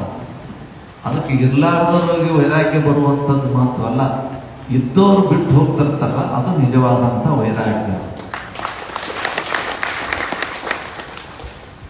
ವಿಶ್ವರಾಧ್ಯರು ಪೂರಕಳಾದಂತಹ ಸತಿ ಬಸಮ್ಮ ತಾಯಿ ವಿಶ್ವರಾಧ್ಯರು ಸಿದ್ಧಿ ಸಾಧನೆ ಮಾಡ್ಕೊಂಡ ನಂತರ, ಅಣಿಮಾಧ್ಯರ್ಷ ಸಿದ್ಧಿಗಳನ್ನು ಪ್ರಾಪ್ತಿ ಮಾಡ್ಕೊಂಡ ನಂತರ ಇವತ್ತು ಎಲ್ಲ ವಿಶ್ವರಾಧ್ಯರ ಸಂತತಿಗೆ ಒಂದು ಏನು ವಿಶ್ವರಾಧ್ಯರ ಬುದ್ಧಿ ಇಟ್ಟು ಹೋಗ್ಯಾರ ಅಂತ ಕೇಳಿದಾಗ, ಅಣಿಮಾಧ್ಯರ್ಷ ಸಿದ್ಧಿಗಳನ್ನು ಅಂತ ಕಟ್ಟಿ ಹೋಗ್ಬಿಟ್ರು ಅವರು.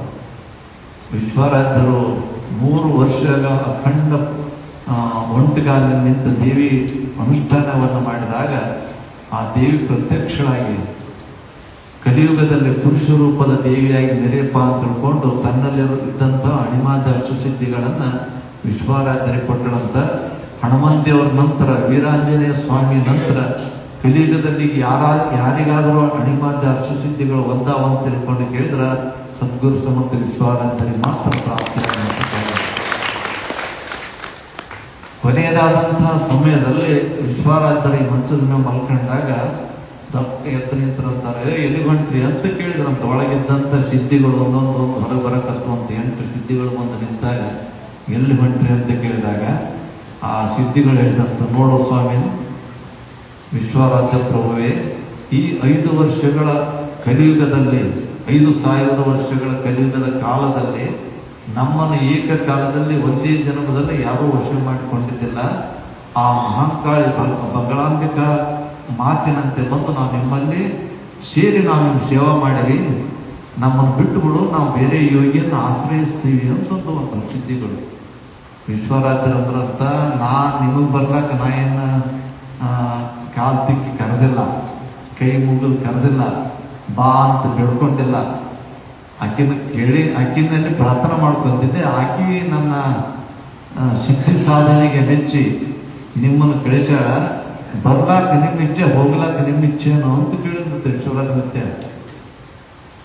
ಆಯ್ತಪ್ಪ, ಮತ್ತೆ ಏನ್ ಮಾಡಂತ ಹೇಳೋದು, ಏನಿಲ್ಲ, ಸೂರ್ಯ ಚಂದ್ರ ಇರುವವರೆಗೂ ಅಪ್ಪಿ ತುಮಕೂರು ಕ್ಷೇತ್ರದಲ್ಲಿ ಇದ್ದಂಥ ಸಂದರ್ಭದಲ್ಲಿ ನೀವು ಒಂದೊಂದು ಮೂಲೆ ಕೊಡ್ತೀನಿ ಬರ್ರಿ ಅಂತ ತಿಳ್ಕೊಂಡಂದಾಗ ಬಸ್ಸಿನಾಗ ಹೊಡ್ಕೊಂತ ಹೋಗಿ ಹ್ಯಾಂಗ ಸೀಟ್ ಹಿಡಿತಾರ ಹಂಗ ಹೊಸ ಮಂದಿ ದಡ ದಡ ದಡ ಹೋಗಿ ಈಗೇನು ಮೂರ್ತಿ ಕುಂತಾವಲ್ಲ ಒಬ್ರಿಗೊಬ್ರು ಹಿಡ್ಕೊಂಡು ಕುಂತ್ಬಿಟ್ರು, ನನಗೆ ಈ ಜಾಗ ನನಗೆ ಈ ಜಾಗ ಅಂತ ಹೇಳಿ. ಅವಾಗ ಹೇಳಿದಂತ ಹಿಮಾ ಸಿದ್ಧಿ, ಮಹಿಮಾ ಸಿದ್ಧಿ, ಗರಿಮಾ ಸಿದ್ಧಿ, ಲಗಿಮಾ ಸಿದ್ಧಿ, ಪ್ರಾಪ್ತಿ ಸಿದ್ಧಿ, ಪ್ರಾಕ್ಷಾಮ್ಯ ಸಿದ್ಧಿ, ವಶತ್ವ ಸಿದ್ಧಿ, ಈಶತ್ವ ಸಿದ್ಧಿ. ಅಣಿಮಾ ಸಿದ್ಧಿ ನಿಂದು ಏನು ಕೆಲಸ ಅಂತ ತಿಳ್ಕೊಂಡು ಕೇಳಿದ್ರೆ ನಾನು ಬನ್ನಿ ಇಷ್ಟೇ ಆದ ಗುರುನಾಥ ಹ್ಯಾಂಗ್ ಮಾಡಲಿ ಅಂತ ತಿಳ್ಕೊಂಡಂದ್ರೆ ಸಂಸಾರದಲ್ಲಿ ವಿಪುಲವಾಗುವಿಕೆ ದೊಡ್ಡದಾಗಂಥದ್ದು. ಗುರುನಾಥ ನನ್ನ ಬಡತನ ಪರಿಸ್ಥಿತಿ ಅದು ಹ್ಯಾಂಗ್ ಮಾಡಬೇಕು, ಸಂಭ್ರಮ ತಗೊಂಡು ಹೋಗುವಂಥದ್ದು ಅಣಿಮಾ ಸಿದ್ಧಿ.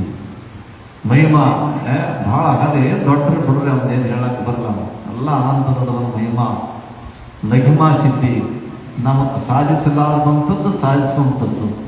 ಪ್ರಾಪ್ತಿ ಸಿದ್ಧಿ, ನಾವು ಏನು ಅನ್ಕೊಂತೀವಿ ನಮ್ಮ ಪ್ರಾಪ್ತಿಯಾಗುವಂಥದ್ದು. ಪ್ರಾಕ್ಷಾಮ್ಯ ಸಿದ್ಧಿ, ಆ ಸಿದ್ಧಿ ಮಾಡಿಕೊಂಡಂಥದ್ದು ನಮ್ಮ ಮನೆಯಲ್ಲಿ ಸಮರಸವಾಗಿ ಉಳಿಯುವಂಥದ್ದು. ವಶತ್ವ ಸಿದ್ಧಿ ಅಂದರೆ ಗುರುನಾಥ ನನಗಿದು ಬೇಕಪ್ಪ, ಇದು ನಾವು ವಶ ಆಗಲಿ, ನಮಗಿದು ಸಿಗಲಿ, ದೊಡ್ಡದು ವ್ಯಾಪಾರ ಸಿಗಲಿ, ಮನೆ ಸಿಗಲಿ, ಹೊಲ ಸಿಗಲಿ, ಇಂಥದ್ದು ನಮ್ಮ ಆಸೆ ಆದ ಅದು ನಮ್ಮಂಗೆ ಆಗಲಿ ಅಂತ ತಿಳ್ಕೊಂಡು ಅನ್ನುವಂಥದ್ದು ವಶತ್ವ ಸಿದ್ಧಿ. ಈಶತ್ವ ಸಿದ್ಧಿ ಅಂದ್ರೆ ಯಪ್ಪ ನಾ ಚಂದಿರ್ಬೇಕು, ಬಹಳ ದೊಡ್ಡವಾಗಿ ನಾನೇ ನೆರೆಗೆ ಆಗಬೇಕು ಅನ್ನುವಂಥ ಸಿದ್ಧಿ ಈಶತ್ವ ಸಿದ್ಧಿ ಅಂತಾರೆ. ಅಂತ ಎಲ್ಲಾ ಸಿದ್ಧಿಗಳ ಸ್ವರೂಪ ಆ ಪುಣ್ಯಾತ್ಮ ಎಲ್ಲಿಟ್ಟಾನಂತ ಕೇಳಿದ್ರೆ ಒಂದೊಂದು ಮೂಲ್ಯ ಕುಂತು ನನಗೇನು ಕೊಡಬೇಡ್ರಿ, ಯಾರು ಬಂದು ಯಾವ ಸಿದ್ಧಿ ಕೇಳ್ಕೊಂತಾರೆ ಬೇಡಿದರಿಗೆ ಬೇಡಿದ್ದನ್ನು ಕೊಡೋಂತ ಅವ್ರ ಕಡೆ ಮಾತು ಅಂತ ಪುಣ್ಯಾತ್ಮರ ಪವಿತ್ರವಾದಂಥ ಕ್ಷೇತ್ರದಲ್ಲಿ ಮಣ್ಣಿತ್ತಿನ ಅಮಾವಾಸ್ಯೆಯ ದಿವಸ ನೀವೆಲ್ಲರೂ ಕೂಡ ಬರತಕ್ಕಂಥವರಾಗಿದ್ದೀರಿ. ಇದು ನಿಮ್ಮೆಲ್ಲರೂ ಕೂಡ ಮಳೆ ಇಲ್ಲ ಅಂತ ತಿಳ್ಕೊಂಡು ನೀವೆಲ್ಲ ಅಂತೀರಿ, ನಾವು ಅಂತಿದ್ದಾರೆ. ನಾನು ಕೊಟ್ಟುಬಿಟ್ಟು ನೋಡಿ ಬರ್ತಾನೆ ಕೊಟ್ಟಿವೆ ಏನು ಕೊಟ್ಟು ಹೇಳ್ಕೊಂಡು ತೊಗೊಂಬ್ರಿ, ಕಾಡ್ಕೊಂಡು ತೊಗೊಂಬ್ರಿ. ಗುರುನಾಥ ನೀ ಹಿಂಗೆ ಮುಡಿದ್ರೆ ಹೆಂಗಪ್ಪ ಅಂತ ತಿಳ್ಕೊಂಡು ಅನಾಮ್ರಿ ಕೊಡ್ಲಪ್ಪ ಮುಸ್ತಿ ಅಂತ ತಿಳ್ಕೊಂಡು ನಮ್ಮೆಲ್ಲರ ಕಡೆ ಬೈದು ಅರ್ಜಿ ವಿಶ್ವರಾಜ ಮುಕ್ತನ ಪಾದಕ್ಕೆ ಇಡಮ್ರಿ. ಅರ್ಜಿ ಕೊಡೋದು ನಮ್ಮದು, ಮರ್ಜಿ ವಿಶ್ವರಾಜ ಮುಕ್ತಿ ಅಂತ. ಹೌದಾ? ಯಾರು ಮರ್ಜಿ?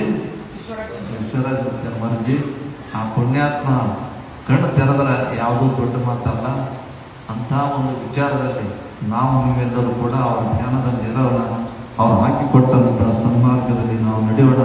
ಆ ಪುಣ್ಯಾತ್ಮನ ಬದುಕು ಹ್ಯಾಂಗ ಅಂತ ತಿಳ್ಕೊಂಡು ಕೇಳಿದಾಗ ಆ ಪುಣ್ಯಾತ್ಮನ ಬದುಕು ನಮ್ಮ ಸಲಿಂದ ಇರ್ತಾವ, ಅವನ ಸಲಿಂದ ಏನೂ ಇರ್ತಿದ್ದಿಲ್ಲ.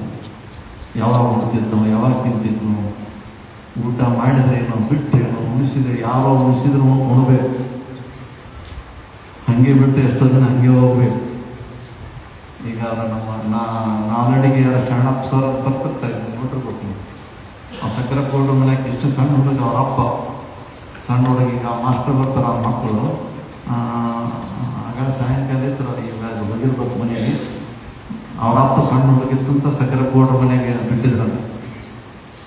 ಬಿಟ್ಟು ಆ ಮನೆಯಾಗ ಅಡಿಗೆ ಆದ ತಕ್ಷಣ ಬಂದು ಇಲ್ಲಿಡ್ಬೇಕು. ಯಾಕಂದ್ರೆ ಅವ್ನು ಸಕ್ಕರೆ ಪೌಡ್ರ್ ಕಡೆಗೆ ಯಾರು ನೋಡಿದ್ರು ವಿಶ್ವರಾತ್ರಿ ಕಲ್ ತೊಗೊಂಡ್ಬಿಡ್ತಿದ್ರು.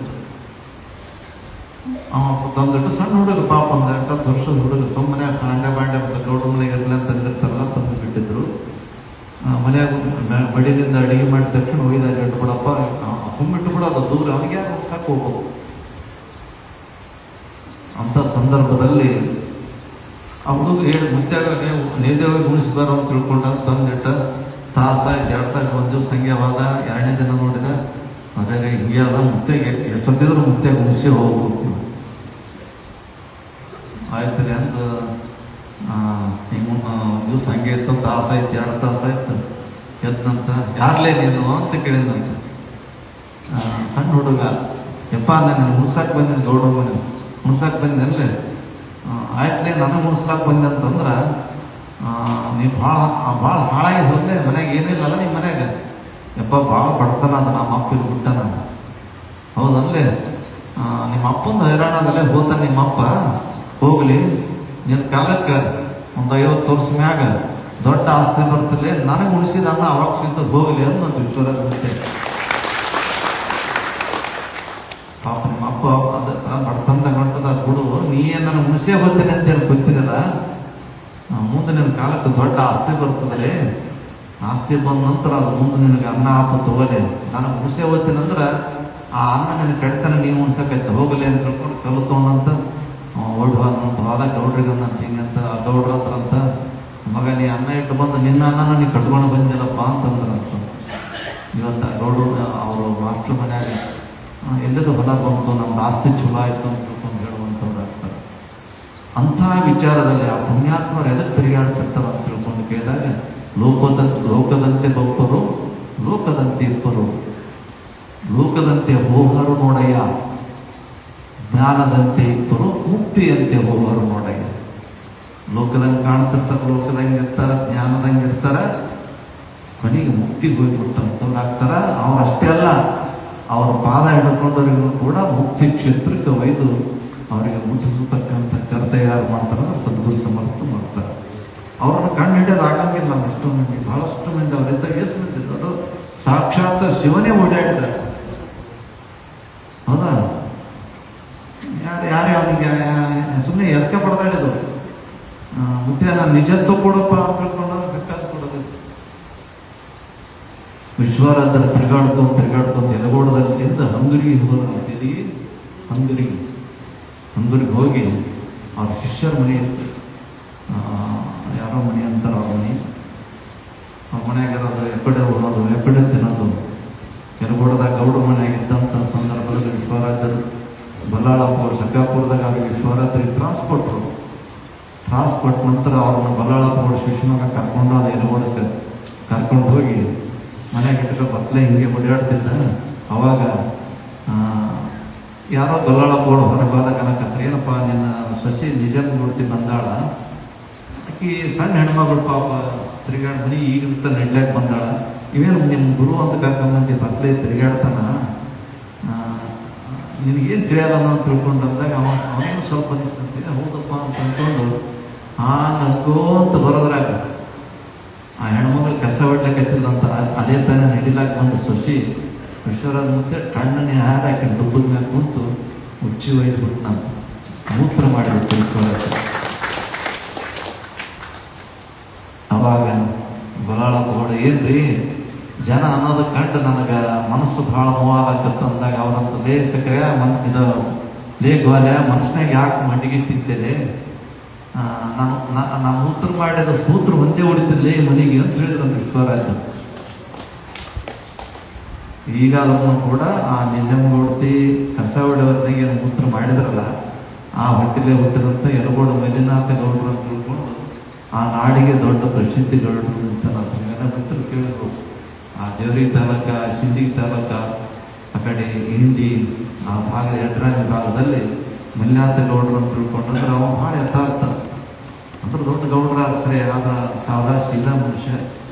ಅವನ ಎದುರು ಯಾರೂ ಮಾತಾಡಂಗಿಲ್ಲ. ಯಾಕಂದ್ರೆ ಅಂತಾರೆ ಇದು ವಿಶ್ವರಾಜರ ಆಶೀರ್ವಾದ ಅಂತ ತಿಳಿದಾಗ ಅಂತ ತಿಳ್ಕೊಂಡು ಹೇಳುವಂಥದ್ದಾಗ್ತದೆ. ಅಂಥ ವಿಶ್ವರಾಜರು ಹಂಗರಿಗೆ ಹೋಗಿ ಆ ಶಿಷ್ಯರ ಮನೆ ತುಂಬಿದ್ರು. ಯಾವಾಗೋ ಬೇಡೋದು ಆತ ನನಗೆ ರೊಟ್ಟಿ ಕೊಡಲಿ ಆತ ಅಂತಿದ್ರು, ರೊಟ್ಟಿ ಕೊಡ್ತೀನಿ ಅಂತಿದ್ದು.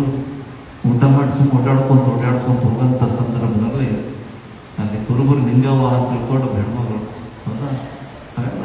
ಶರಣರು ಒಂದು ಜನ್ಮದ ವೃತ್ತಿ ಇರಂಗಿಲ್ಲ. ಅವರು ಜನ್ಮದಿಂದಲೂ ಕೂಡ ಲೋಕದಲ್ಲಿ ಯಾರು ಪರಿಪಕ್ವತೆಯನ್ನು ಹೊಂದಿರ್ತಾರ ಮ್ಯಾಗ ಕಳಿಸಂಗಿಲ್ಲ ದೇವರು. ಇಂಥ ವಸ್ತುವಿನ ಕಳಿಸಿ ಯಾರ್ಯಾರು ಎಷ್ಟೆಷ್ಟು ಜನ್ಮದ ಪುಣ್ಯದ ಗಂಟು ಇಟ್ಕೊಂಡು ಕುಂತಿರ್ತಾರ ಆ ಗಂಟಿಗಾಗಿ ಹೋಗಿ ಸಾಕ್ಷಿ ಆಗಂತ ತಿಳ್ಕೊಂಡು ದೇವರತ್ತ ಕುರುಬರನ್ನ ಅಲ್ಲಿ ಕಳಿಸುವಂಥವ್ರಾಗ್ತಾರ.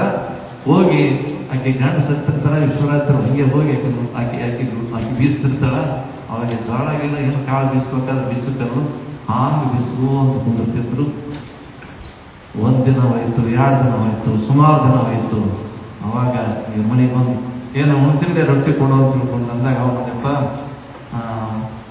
ಆಕಿನ ಮನೆಗೆ ಹೋಗ್ಬೇಡ, ಆಕೆ ವೀರಶೈವಳಲ್ಲ ಯಾಕೆ ಹೋಗ್ತೀವಿ ಅಂತ ತಿಳ್ಕೊಂಡಂದಾಗ ವಿಶ್ವರಾಜರಂತಾರಂತ ಅದೇ ಅದಕ್ಕೆ ಇದಕ್ಕೆ ಜಾತಿ ಅನ್ಬಾರ್ದಲ್ಲಿ ಜಾತಿ ಹೀನನ ಮನೆ ಜ್ಯೋತಿತ ಏನವೇ ಜಾತಿ ವಿಜಾತಿಯನ ಬೇಡ ದೇವ ನೋಡಿದಾತನೇ ಜಾತ ನೋಡಿರ್ತ ಸದ್ಗುರು ಅಂತಃಕರಣ ಆಗ್ಯದ್ರೆ ಜಾತಿಯಲ್ಲಿ ಬಂತು ಜಾತಿ ಬೇಲಿ ಇಲ್ಲಿ ಕಟ್ಕೊಂಡ್ರಿ ಅಂತಂದ್ರೆ ಅದು ವಿಶ್ವರಾಜ ಮ್ಯಾಗಿನ ಕಳಿಸಿಲ್ಲ ಅರ್ಜಿ ಹಾಕಿಲ್ಲ ನಾವು ರೋಡ್ ಬಲ್ಲಿ ಹೊಟ್ಟಬೇಕು ನಾವು ಅಂಥವ್ರ ಹೊಟ್ಟೆ ಬಿಟ್ಬೇಕು ಇಂಥವ್ರ ಹೊಟ್ಟೆ ಬಿಟ್ಬೇಕು ಅಂತ ಮಾಡಿಲ್ಲ. ಇಲ್ಲಿ ಬಂದು ನೀವು ಗದ್ದಲಕ್ಕೆ ಬಿದ್ದಿರಿ ಅಂತ ತಿಳ್ಕೊಂಡ್ರೆ ಆಕೆ ಅಂತ ದಿನಾಲು ನಮ್ಮನೆ ಮುತ್ತಿ ಮತ್ತೆ ದಿನಾಲು ಹೋಗಿ ಅವ್ರ ಮನೆಗೆ ಬೀಸ್ತೀವಿ ಅಂತಂದ್ರೆ ನನಗೆ ಸಾಧ್ಯ ಇಲ್ಲ. ನಮ್ಮನೆಗೆ ನಾನು ಬೀಸ್ತೀನಿ ನನಗೆ ಹಿಡಿಬಾ ಅಂತ ತಿಳ್ಕೊಂಡ್ರೆ ವಿಶ್ವರಾಜರು ಪಾಪಿಯ ಮಾತಾಡಬೇಡ ಅಂತ ವಿಶ್ವರಾಜರು ಅಂತ ಹೆಣ್ಮಗಳು ಸಸಿ ಅಷ್ಟು ಹೋಗಿದ್ರು ಸಸಿ ಇದ್ರು ನಿನ್ನಲ್ಲಿ ಇಷ್ಟ ಆದ ಎಲ್ಲ ಬಿಟ್ಟಂತ ನಿನಗಿಷ್ಟು ಮಾತಿಂದಿರ್ಬೇಕಾದ್ರೆ ಮನೆ ಯಜಮಾನ ನನಗೆಷ್ಟು ಇರಬಾರ್ದು. ಆ ಮನೆಯಲ್ಲಿ ಹೋಗಿ ನೀನು ಜಗಳ ಬೀಸಿದೆ ನನ್ನ ಮನೆಯಲ್ಲಿ ಬೀಸಲಿಲ್ಲ ಅಂತಂದ್ರೆ ನಿನ್ನ ಗುರುವಿನ ಆಣೆಗೆ ನೋಡು ಅಂತ ಹೇಳಿಬಿಟ್ಟು ವಿಶ್ವರಾಜಿ ಚೀಪ್ ಹಾಕಿ ಅಂತ ವಿಶ್ವರಾಜಿ ಉಳ್ಳಿಯ ಬಟ್ಟದಲ್ಲಿ ಬೇಳಿಯ ಬಟ್ಟಲಲ್ಲಿ ಉಳ್ಳಿಯ ರಸ ತುಂಬಿ ಕುಡಿದಂತ ಇದನ್ನ ನಿನ್ನ ಬಾಳು ಆಗಲಿ ಅಂತ ತಿಳ್ಕೊಂಡಂತ ವಿಶ್ವರಾಜನ ಮೇಲೆ ಆಕಿ ನಿಂಗೋ ಪವಿತ್ರಳೇ ಹೇಮರೆಡ್ಡಿ ಮಲ್ಲಮ್ಮನ ಭಕ್ತಿ ಪರಮಾತ್ಮ ವಿಷಯನ ಹೌದಾ ಅಂಥ ವಿಚಾರದಲ್ಲಿ ಆಕೆಗೆ ಸಾಕ್ಷಿ ಸ್ವರೂಪವಾಗಿ ಜನ್ಮದ ಋಣ ಎತ್ತು ಬಂದು ಬೀಸಕತ್ತಿದೆ. ಯಾವಾಗ ಏನ್ತಿ ಅಂತಂದ ಬಳಿಕ ನಾಳೆ ನಾನು ಹಿಂಗವಾದಾಗ ನಿನ್ನ ಮನೆಗೆ ಬಂದು ಬೀಸ್ತೀನಿ ಅಂತ ಹೇಳಿದ್ರು ವಿಶ್ವರಾಜ. ಆಯ್ತು ಅಂತ ತಿಳ್ಕೊಂಡು ಹೋಗಿ ಆದ್ರೆ ಒಂದು ದಿವಸ ಐತು 2 ದಿವಸ ಹೋಯ್ತು ಗಂಟೆ ಎದ್ದು ಹೊರಗೆ ಹೋಗ್ಬೇಕಂತ ಬಾಗಿಲಲ್ಲಿ ಸಾವು ಹಾವಾಗಿ ಕುಂತಿತ್ತು ಹಿಂದ್ಬಿಡು ತೆರೀತು ಹೊರದವ ಯಾರೆಷ್ಟು ವಿಷಯಗಡಿಸ್ಬೇಕಂದ್ರೂ ಕೂಡ ಇಳಿಸೋದಾಗಲಿಲ್ಲ ಅನ್ನೋದು ಕೂತ್ಕೊಂಡ ಕತ್ರಿ ಏನು ಮಾಡ್ಬೇಕು ಎಲ್ಲರೂ ವಿಶ್ವರಾಜ ಯಾರು ಸಿಕ್ಕಿದ್ರು ವಿಶ್ವರಾಜರು ದೂರ ಹೋಗಿದ್ರು. ಮರುದಿವಸ ಎಲ್ಲ ಅಂತ್ಯಕ್ರಿಯೆ ಮುಗಿಸಿ ಮರುದಿನ ಬಂದ ವಿಶ್ವರಾಜರಂತಲೇ ನನಗೆ ಏನಾದರೂ ಹಾಕಿದ್ದ ಮಾತನ್ನು ತಿಳ್ಕೊಂಡಂದ್ರೆ ಕಟಿಬದ್ಧವಾಗಿ ದಾಟಿ ಬರ್ತಿದ್ದೆ. ಈ ಆಧ್ಯಾತ್ಮ ಚೈತನ್ಯಕ್ಕೆ ಮಾಂಸಪಿಂಡವನ್ನು ಮಂತ್ರಪಿಂಡವನ್ನಾಗಿ ಮಾಡಿ ಸಾಕ್ಷಾತ್ ಶಿವ ದೇವಾಲಯ ಆದಂಥ ಈ ಶರೀರಕ್ಕೆ ಗುರುವಿಗೆ ಆಣಿ ಇಟ್ಟೆ ಅಂತಂದ್ರೆ ನಿನ್ನೆ ನನ್ನ ಮಾತು ಕಟ್ಟಿಬಿಟ್ಟರೆ ಜೋಳ ಇಟ್ಟು ಎಲ್ಲಿಟ್ಟು ಹೇಳಿ ಬೀಸಿಕೊಟ್ಟು ಹೋಗ್ತೀನಿ ಅಂದ್ರೆ ಅದು ವಿಶ್ವರಾಜ್ಯ. ಅವಾಗ ಹೆಣ್ಮಗಳಂತ ಗುರುನಾಥ ತಪ್ಪಾಗಿ ಇಂಥ ಒಂದು ಉಗ್ರ ಸ್ವರೂಪವಾದಂಥ ನಿನ್ನ ವಿಚಾರಕ್ಕೆ ನಾನು ತಿಳಿಯಿದೆ. ಎಂಥ ನಿನ್ನಲ್ಲಿ ಶಕ್ತಿ ಇದ್ದರೂ ಕೂಡ ಶಾಂತ ಸ್ವರೂಪದಿಂದ ನನಗೆಲ್ಲ ತಿಳಿಸಿ ಹೇಳಿದೆ. ಆದರೆ ನನ್ನ ಹಣೆ ಬರ ನಾನೇನು ಮಾಡೋಕ್ಕಾಗಂಗಿಲ್ಲ. ಅದು ನನ್ನ ಇಚ್ಛೆ ನಾನು ಅಷ್ಟೇ ಪಡ್ಕೊಂಡು ಬಂದಿದ್ದೆ. ಅದಕ್ಕೆ ನನ್ನ ವರ್ತನೆ ಕಾರಣ ಆಯ್ತು ತಂದೆ ಅಂತ ತಿಳ್ಕೊಂಡು ಕಾಲಿಡ್ಕೊಂಡಂತ ಅದು ಕೇಳತಕ್ಕಂಥ ತಪ್ಪರಿ ಏನಂತ ಕೇಳಿದಾಗ ದೇವಿ ಪುರುಷರು ಜಗತ್ತಿನ ನಡೀತಕ್ಕಂಥ ಯಾವುದು ಒಳ್ಳೆಯದು ಕೆಟ್ಟದ್ದು ಅನ್ನತಕ್ಕಂಥ ಕಲ್ಪನೆ ಅವರು ಎಂದೂ ಮಾಡಂಗಿಲ್ಲ. ಕೆಟ್ಟದ್ದು ನಮ್ಮ ಭಾವನೆ ಕೆಟ್ಟಿದ್ರೆ ಕೆಟ್ಟಾಗ್ತದೆ. ನಮ್ಮ ಭಾವನೆ ಅಂದ್ರೆ ಭಾವನೆಗೆ ಭಾಗ್ಯಕ್ಕೇನು ಕಡಿಮೆ ಇಲ್ಲ ಅಂತ ಮನಸ್ಸು ಇದು ಪರಿಪಕ್ವವಾಗಿ ಇದು ಹೃದಯ ತುಂಬಿ ನಿಂತಾಗ ಬದುಕು ಬಂಗಾರ ಆಗೋದಕ್ಕಂಥದ್ದಾಗ್ತದೆ. ಅದಕ್ಕೆ ಎಲ್ಲರೂ ನಿಷ್ಠೆಯಿಂದ ಶ್ರದ್ಧೆಯಿಂದ ಧಾರ್ಮಿಕ ಮನೋಭಾವನೆಯಿಂದ ನಡ್ಕೊಂಡ್ರಿ. ಯಾಕಂತಂದ್ರೆ ಇವತ್ತು ನಾವು ಮಳೆ ಬರಕತ್ತಂದ್ರೆ ಎಷ್ಟು ಕೆಟ್ಟ ಕೆಲಸ ಮಾಡಕತ್ತೆ ಗೊತ್ತಂದ್ರೆ ಹೌದಾ ದಯ ಧರ್ಮ ಪುಣ್ಯ ಸ್ವರೂಪಗಾರ ಅನ್ನುವಂಥದ್ದು ಹೋಗಿಬಿಡ್ತದೆ. ಮೊನ್ನೆ ಯಾವುದೋ ಒಂದು ಗುಜರಾತದಲ್ಲಿ ಕೇಳಿದರು ಪಾಪ 200 ವರ್ಷದ ಸಣ್ಣ ಬಾಲಕಿ ಇನ್ನೂ ಗಂಡು ತೆರೆಯದಂಥ ಕೂಸಿದ್ದಂಗೆ ಅದು ಕಲ್ಪನೆಯಲ್ಲಿ ಸುಮಾರು ಜನರು ಅದಕ್ಕಾಗಿ ದೇಹವನ್ನು ಮುಕ್ಕಿಬಿಟ್ರು. ಅಂಥ ದುಷ್ಟ ಕೃತ್ಯಗಳು ಭೂಮಿ ಮ್ಯಾಗ ಆಗ್ಲಕ್ಕತ್ತಾವ ತಿಳ್ಕೊಂಡಂದ್ರೆ ಅದು ಭಗವಂತನಿಗಿನ ಕೂಡ ತೆರೆ ಜಾಡ್ಸಂಗೆ ಆಗ್ತದೆ. ನಮ್ಮ ವರ್ತನೆ ದೂರ ಆದಾಗ ನಿಸರ್ಗದಲ್ಲಿ ಏರುಪೇರುಗಳಾಗ್ತವ. ಅದಕ್ಕೆ ನಾವೆಲ್ಲರೂ ಕೂಡ ಒಳ್ಳೆಯ ಮಾರ್ಗದಿಂದ ಸನ್ಮಾರ್ಗದಿಂದ ಇದು ಹೌದು ಇದಲ್ಲ ಅನ್ನತಕ್ಕಂಥ ಕಲ್ಪನೆಯನ್ನು ತೂಗಿ ಒಳ್ಳೆಯ ಮಾರ್ಗದಿಂದ ನಡೆದಾದ್ರೆ ದೇವರು ಎಲ್ಲಿರ್ತಾನಂತ ಕೇಳಿದಾಗ ನಮ್ಮ ನಡೆಯಲ್ಲಿರ್ತಾನೆ. ದೇವರು ಎಲ್ಲಿರ್ತಾನಂದ್ರೆ ನಮ್ಮ ನಡೆಯಲ್ಲಿರ್ತಾನೆ. ದೇವ್ರ ಗುಡಿಗೆ ಬರೋದು ಎಲ್ಲೇ ಹೋಗೋದು ಹೆಂಗೋ ಕುಂದ್ರೋದು ಇಸ್ಪಟ್ಟು ಆಡೋದು ಮತ್ತೊಂದು ಮಾಡೋದು ಅಂತಂದ್ರೆ ಅವೇನು ನಮ್ಮ ಮನೆ ಹಾಳಾಗಿಲ್ಲ. ಹೌದಾ ದೇವರಿಗೆ ನಾವು ಬೇಕಾಗಿಲ್ಲ, ನಮ್ಮ ದೇವ್ರು ಬೇಕು. ಅವನಿಗೆ ವಿಶ್ವರಾಜತೆ ಯಪ್ಪೋ ಸಾಕಂತ ನಾವು ಜಗತ್ತಿನ ಬೇಡ ಯಪ್ಪ ಅಂತಾನೆ. ಯಪ್ಪೋ ನೀ ಬೇಡ ಅಂದ್ರೆ ಅಂದ್ಬಿಟ್ಟು ಉಳ್ನಾಥ ಜಗತ್ತಕ್ಕೆ ನೀ ಬೇಕಂತ ತಿಳ್ಕೊಂಡು ನಾವು ಪಾದ ಹಿಡಿದಾಗ ನಾವು ಉದ್ಧಾರ ಆಗುವಂಥದ್ದು ಆಗ್ತಿದ್ವಿ. ಅಂಥ ಒಂದು ವಿಚಾರದಲ್ಲಿ ನೋಡ್ರಿ ಯಾವುದೋ ಒಂದು ಗಂಗಾವತಿ ಅಯೋಧ್ಯ ನಗರದಾಗ ಒಂದು 17 ವರ್ಷದ ಹುಡುಗರು ಬರೀ ತಾಯಿ ತಂದೆ ಮತ್ತು ಅಕ್ಕ ಮೊಬೈಲ್ ನೋಡ್ಬಾರ್ದಪ್ಪ, ಇದು ತಪ್ಪು ಅಂತಂದ್ರೆ ಅದು ಮನೆಯಾಗಿರೋಂಥ ಚಾಕು ತೊಗೊಂಡು 3 ಜೀವನದ ನಾವು ಎಂಥ ಏನು ಕಲಿತೆ ಬಂದು ಹೌದಾ. ಅದಕ್ಕೆ ಹೇಳ್ತೀನಿ, ನಾನು ಯಾವಾಗಲೂ ಕೂಡ ಮಾತಾಡುವಂಥ ಸಂದರ್ಭದಲ್ಲಿ ಕೊನೆಯದಾದಂಥ ಒಂದು ಶುಭ ಮಾತು ಏನು ಹೇಳ್ತೀನಿ, ತಿಳುವಳಿಕೆ ಮಾತು ಅಂತ ತಿಳ್ಕೊಂಡು ಕೇಳಿದ್ರೆ, ತಾಯಿಯಂದರು ದೊಡ್ಡವರು ಯಾರೂ ನಿಮ್ಮ ಮಕ್ಕಳ ಕೈಯಾಗ ಮೊಬೈಲ್ ಕೊಡಬಾರ್ದು.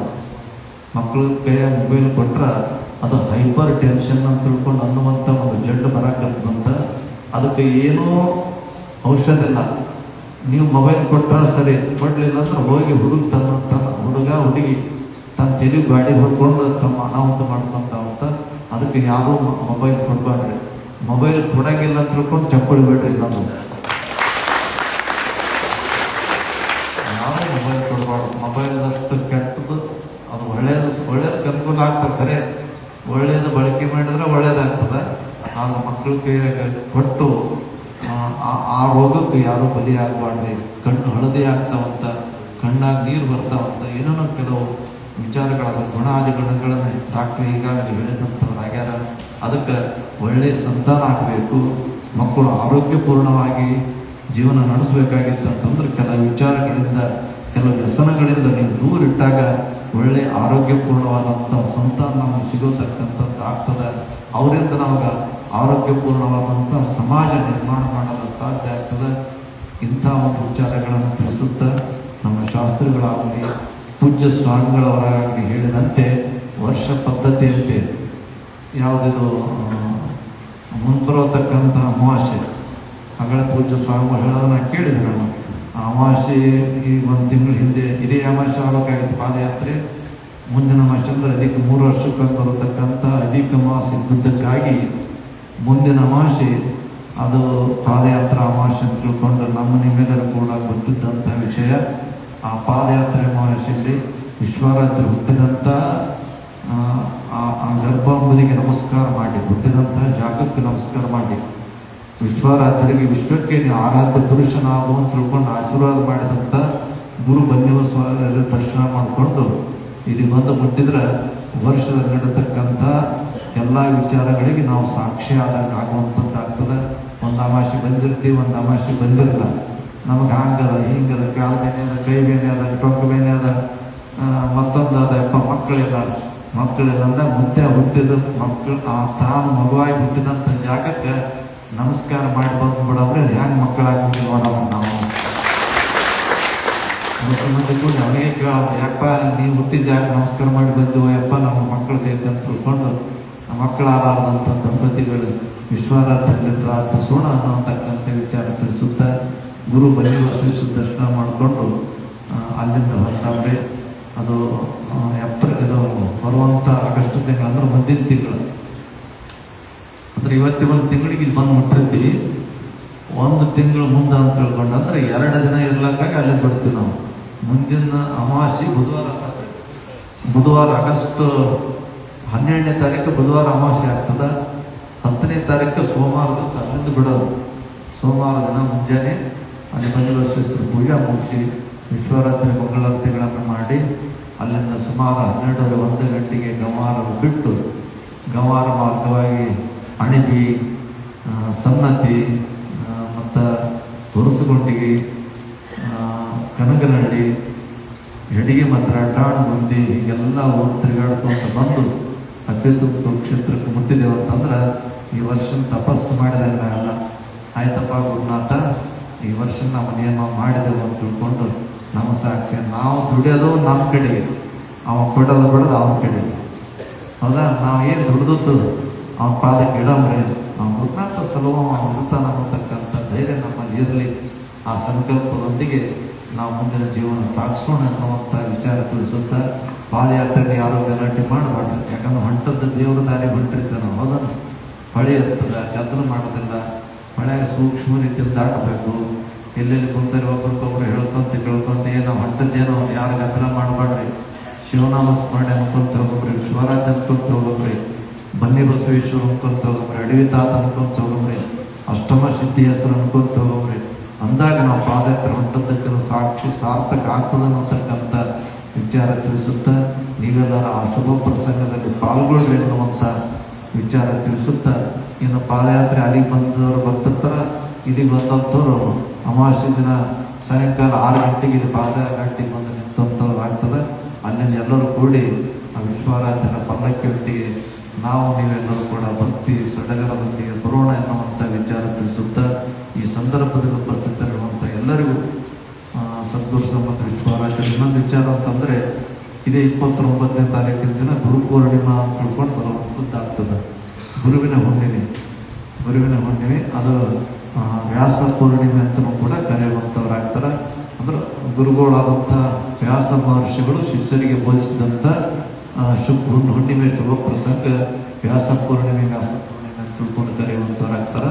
ಅವತ್ತೇನಂದ್ರೆ ನಿಮ್ಮ ಗುರುಗಳಿಗೆ ಪೂಜೆ ಮಾಡಬೇಕಂತ ಭಕ್ತಿಯಿಂದ ನಮಸ್ಕಾರ ಮಾಡಿದ್ರೆ ಗುರುವಿಂದ ಅವತ್ತು ದರ್ಶನ ಆದಂಗೆ ಆಗ್ತದೆ, ನಮ್ಗೆ ಒಳ್ಳೇದಾಗ್ತದೆ ಅಂತಕ್ಕಂಥ ಕಲ್ಪನೆಯಲ್ಲಿ ಅದು ಅವತ್ತಿನ ದಿವಸ ಹಲವಾರು ಕಾರ್ಯಕ್ರಮಗಳು ಕೂಡ ಮಠದ ಕಡೆಗಿಟ್ಟುಕೊಂಡು ಹೋಗ್ತಕ್ಕಂಥವ್ರಾಗ್ತಾರೆ.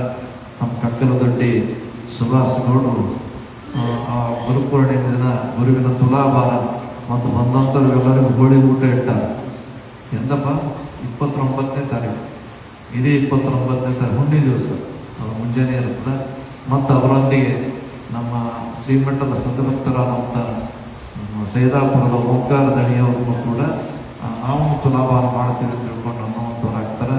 ಒಟ್ಟಾರೆ ಬಂದು ಆ ಗುರುವಿನ ದರ್ಶನ ಪಡ್ಕೊಂಡು, ವಿಶ್ವರಾಜರ ದರ್ಶನ ಪಡ್ಕೊಂಡು, ಬಗಳಾಂಬಿಕಾ ನಿಮಾಜ ಸುದ್ದಿಗಳ ದರ್ಶನ ಮಾಡಿಕೊಂಡು ಶುಭ ಪ್ರಸಂಗದಲ್ಲಿ ನೀವೆಲ್ಲರೂ ಕೂಡ ಕೃತಜ್ಞತಾರ್ಥರಾಗಲಿ ಎನ್ನುವಂಥ ವಿಚಾರ ತಿಳಿಸುತ್ತಾ, ಪಾದಯಾತ್ರೆಗೆಲ್ಲರೂ ಬರ್ರಿ, ವಿಶ್ವರಾಜನ ಕೃಪೆಗೆ ಪಾತ್ರರಾಗಲಿ ಎನ್ನುವಂಥ ವಿಚಾರ ತಿಳಿಸುತ್ತಾ, ಪಾಲ್ಗೊಂಡಂಥ ಎಲ್ಲ ಸದ್ಭಕ್ತರಿಗೂ ವಿಶ್ವರಾಜರು ಬಗಳಾಂಬಿಕಾ ತಾಯಿ ಆಯುಷ್ಯ ಕೊಡಲಿ, ಆರೋಗ್ಯ ಕೊಡಲಿ, ಸಕಲ ಸಂಪತ್ತನ್ನು ಕೊಟ್ಟು ಕರುಣಿಸಿ ಕಾಪಾಡಿ ತಿಳ್ಕೊಂಡು ಎಲ್ಲರ ಕಡೆ. ಯಾಕಂತಂದ್ರೆ ಮುಂಜಾನೆ 12 ಕುಂತಿದ್ದೆ, ಯಾವತ್ತು 11:30 ಕೂತೀನಿ.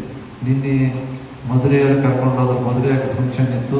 ಪಾಪ ಭಾಳ ಜನಕ್ಕೆ ಒಂದು 26 ವರ್ಷಕ್ಕೆ ಮಕ್ಕಳು ಹುಟ್ಟಿದ್ರು, ಅವ್ರಿಗೆ ಇಲ್ಲಿ ಬರ್ಲಕ್ಕತ್ತಿದ್ರು. ಯಪ್ಪ ನಾವು ಕರ್ಕೊಂಡು ಹೋಗ್ತೀನಪ್ಪ ಅಂದ್ರೆ ಆಯ್ತಂದ್ರೆ, ಅಪ್ಪ ಬಡು ಯಪ್ಪ ನಮ್ಮ ಮನೆಗೆ ಬರ, ಆಯ್ತಪ್ಪ ನಾವು ತೊಟ್ಲ ಹಾಕೋದು ನೀನೇ ಬರಪ್ಪ, ಆಯ್ತಪ್ಪ ಅಂತ ಊರನ್ನೋರು ಅವ್ರ ಜಾಳತೆ ಇರ್ತದೆ. ಮಗನೇ ನಿನ್ನ ಮನೆಗೆ ಕರ್ಕೊಂಡು ಹೋಗ್ತೀವಿ, ನಮ್ಮ ಊರಿಗೆ ಮೊದಲನೇ ಹೊಂಟಾನ, ನಾವು ಊರನ್ನೋರು ಮೆರವಣಿಗೆ ತೆಗಿತೀವಿ ಅಂತ. ಅಂದಪ್ಪ ನೀವು ಹೆಂಗನ ಮಾಡ್ರಪ್ಪ, ನಮ್ಮ ಮನೆ ನಾವು ತೊಟ್ಟದ ಇಟ್ಕೈತೆ ಅಂತ ಆಯ್ತಂದ್ರೆ, ಮತ್ತು ಊರನ್ನೋರು ಬಂದಪ್ಪ ನಮ್ಮ ಬೆಲೆ ಹೇಗೆ ಬರ್ಬೇಕಂತ ಆಯ್ತಂದ್ರೆ ಮೆರವಣಿಗೆ ಮುಂಜಾನೆ ಚಾಲ ಮಾಡಿ ಒಮ್ಮೆ ರಾತ್ರಿ 8ಕ್ಕೆ ಬಿಟ್ಟರು.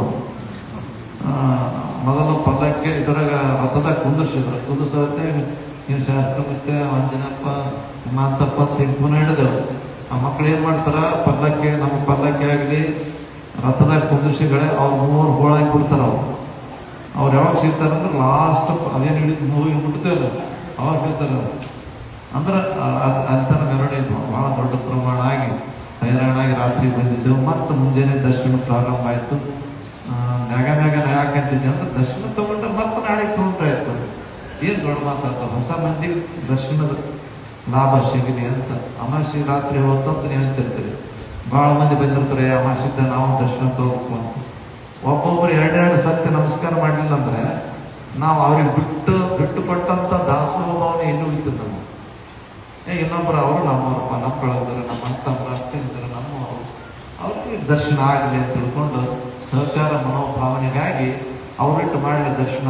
2 ಸರ್ತಿ ಮಾಡಬೇಡ್ರಿ ಅಂತ ಅದೇ ಸರಿ ನಂದು.